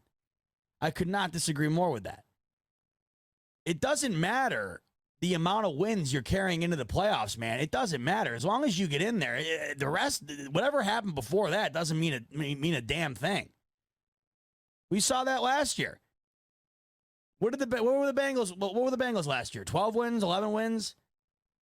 They had less wins than the Bills. Yeah, 12-4. Beat the living shit out of the Bills in the playoffs. It truly does not matter. All that matters is once you get in, what are you doing when you get in? And that's the point we're at now, right? That's the point we're at now. We're not at the stage of being a Bills fan anymore where you are obviously where you're just satisfied with getting into the playoffs, getting a playoff win, whatever. It's not like that anymore. So when you graduate from going from just wanting to make the playoffs and get a playoff win to now where the Bills are at, it's funny how the regular season, it doesn't matter as much because from the fan perspective, at least, it doesn't matter as much because all you know is what you know deep down is none of that's going to matter. All that's going to matter is what they show out on the field in the playoffs. So you just got to get there. And an 11-win season for this team coming up this year would not be a failure by any stretch of the imagination. In my opinion, it wouldn't be that much of a pullback. Yeah, the number would be a pullback. Record-wise, yeah, the number would be a pullback. But this schedule is a lot tougher than last year. You are playing the reigning Super Bowl champions, the reigning NFC champions, right? You are playing, look at all the playoff teams you have to play on here. The Jacksonville Jaguars, playoffs. Cowboys, playoffs. Chiefs, playoffs. Eagles, Bengals. Not to mention the AFC East is the strongest it has ever been. The Jets twice a year now with Aaron Rodgers. A healthy Tua with that loaded offense twice this year. An 11-win season on this schedule. The way I see it, I understand what you guys are. I understand what you're saying. How it is technically a decline. Yes, it is. Technically, it is. But what I'm trying to say is, all I care about at that point of the year is if they're at 11 wins going into the playoffs and they're looking damn good, I'm fine with it. I've also been on record saying it all depends on how they lose too. If they go 11-6 and 4 of those 6 losses were like the Vikings game last year, where it's just like sickening, but they were right there and should have won it and it just didn't go their way, I feel fine going into the playoffs because I'm seeing that even when they lost, it was right down to the last second. And that's typically how it goes for this team. They really never get rolled. That's why the Bengals game was such a it was just sickening because it was so unexpected. It was just so out of what we have come to know from these Josh Allen-led Buffalo Bills. They don't get their ass beat. So if they're 11-6 and 4 of the 6 losses were ass beatings, well, then that's a different story. Then I'm not feeling good at all. At all. What I'm getting at is I think that not all records are created equal, is what I'm saying. Not all records are created equal. You could go 11-6 with 4 of the 6 games being just gut-wrenching losses, and you say to yourself, hey, in 15 of the 17 games this year, they were a possession away from winning it, right? The other thing too is a lot of it is optics too as you get closer to the playoffs. Like last year when they were dealing with all the stuff that they were dealing with, the stuff around Thanksgiving there, the shooting, of course, the DeMar Hamlin thing, of course. You could just tell it was dragging on them. And they wouldn't even have to say it. You can just watch the games, and you could just tell that something was off. And I still, to this day, have a tough time defining what it was, what the feeling was like. Just something about the visual of it and something about the feeling of the game itself. It never quite felt like it was a year prior. And I think that completely came to the forefront in the playoffs. So what I'm looking for this year is for the feeling of when the Bills are out there, it just feels like no matter win or lose, they belong in the conversation at the end of the game to be able to win it. That's what I'm looking for. When it comes to, of course, the difference between an 11 and 13 win game season. I'm not talking about, they were super close in these games and they went and they won 9 games. I don't give a shit if they're close or not. You can't win 9 games. We're talking about this from the perspective of a like a first class type problem here. I'm talking about this from the perspective of a team that is going to be in the playoffs. You won't be hearing me talk about me being satisfied with being close in games if they're not minimum 11 wins. You know what I mean?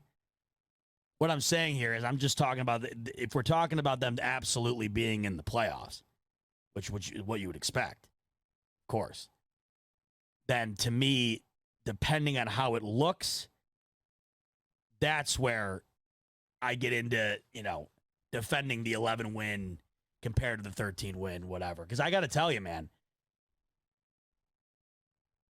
I don't know if any team in the AFC this year gets 13 wins. So it's not like you can't say the Bills aren't a contender. Then who's the contender if no team gets 13 wins? Right? I mean, that's the thing. I think there's a legitimate possibility this year in the AFC that no team cracks 13. So when you look at it from that perspective, there has to be a contender somewhere, despite not reaching 13. I think any team in the AFC, this is the best way to put this, honestly. In this loaded of a conference, I think any team this year in the AFC that has double-digit wins is 100% a contender. Any team this year in the AFC with double-digit wins is a contender. Because as good as these teams are, you look at the layout of the AFC. All these teams are good enough to beat the other team any given Sunday. That could be said for any team in the NFL, but it can be even further extended based on the talent level of all of these teams that are in the AFC currently. So I think any team at the end of the year that has done well enough in the AFC to win 10 games, you mean to tell me they can't do well enough to steal one in the playoffs, even if they're the underdog or even if they're not supposed to win it? It's going to be a hell of a ride this year on the in the AFC. I mean, truly. And I'm stoked for it. I'm stoked for all of this. I know it's going to be a hell of a tough year, just from the schedule perspective and just based on the competition level. But I'm also very excited to see how the Bills bounce back into this spot where they go from being everybody's darling, everybody's Super Bowl favorite to being kind of slept on here a little bit and being passed up. That's what I'm excited to see. Because they got a great opportunity here to, be back to where I think they thrive the most, and that's having a chip on their shoulder and kind of proving people wrong. I think that's where this team does best. And I got to tell you, if they won it this year, it doesn't get more impressive than that. Because you can look at about 6 to 8 teams right now in the AFC that if they won the Super Bowl or made the Super Bowl, would it shock you? Would it shock you if KC made it? Would it shock you if Cincy made it? Would it shock you if Baltimore made it? Would it shock you if the Bills made it? I mean, there's a couple other teams too. I mean, it would be shocking, but it wouldn't absolutely stun me, depending on how the playoffs lay out. It wouldn't stun me if Sean Payton came into Denver and got Russell Wilson back to Russell Wilson form and they went and made the AFC Championship. It wouldn't stun me if in the disastrous AFC South, or excuse me, the AFC West, it wouldn't stun me if, the AFC South. Again, I was right the first time. It wouldn't stun me if in the disastrous AFC South, Jacksonville somehow came out of there with the 1 seed and got favorable matchups in the AFC, and they made the AFC Championship. It wouldn't stun me if based on the talent level of the LA Chargers, if they finally got things going this year and they were in the AFC Championship. So there's so many teams. Whereas in the NFC, truly, if you said any team outside of the 49ers or the Eagles, wouldn't it stun you? Like if you thought of any other team outside of the 49ers, I could not confidently pick one team outside of the 49ers or the Eagles that I would put into the NFC Championship or the Super Bowl. I couldn't. With the AFC, I could say with some degree of confidence a handful of teams. So the competitive setup is going to be extraordinary.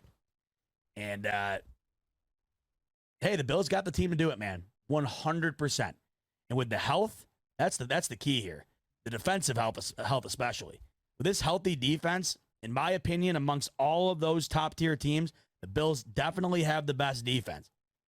And you mix that together with arguably the best quarterback or a top 3 quarterback in that conversation, with a top 3 wide receiver in that conversation,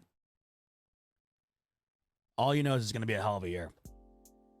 Holy smokes. That's almost 3 hours in the books. I'm beat after that one. I'm looking over here at the home run derby. That's still going on. We got Vlad Guerrero Jr. in the lead here with 25. They've been hitting these balls for like 3 hours. When I started, they were kicking this thing off. Oh, man. All right, well, hey, thanks so much for joining me tonight. We just went through all 32 teams in the schedule. We were pretty damn good on the number tonight. Man, that was impressive. We were pretty damn sharp on these numbers. We will see how the results pan out at the end of the season. We got all the bets in place, so we have a good way to track and see how our predictions go tonight. But that was a lot of fun, and I appreciate you tuning in. Got to come up with some creative stuff here during this dead period, man. We got to get it creative. You know? And then pretty soon there will be no need to have any additional creativity. The Bills will be hand-delivering to us 63 days and counting. I'll be back with you again next Monday. We'll find some other fun thing to do. In the meantime, have fun this week. Enjoy your week. And as always, go Bills.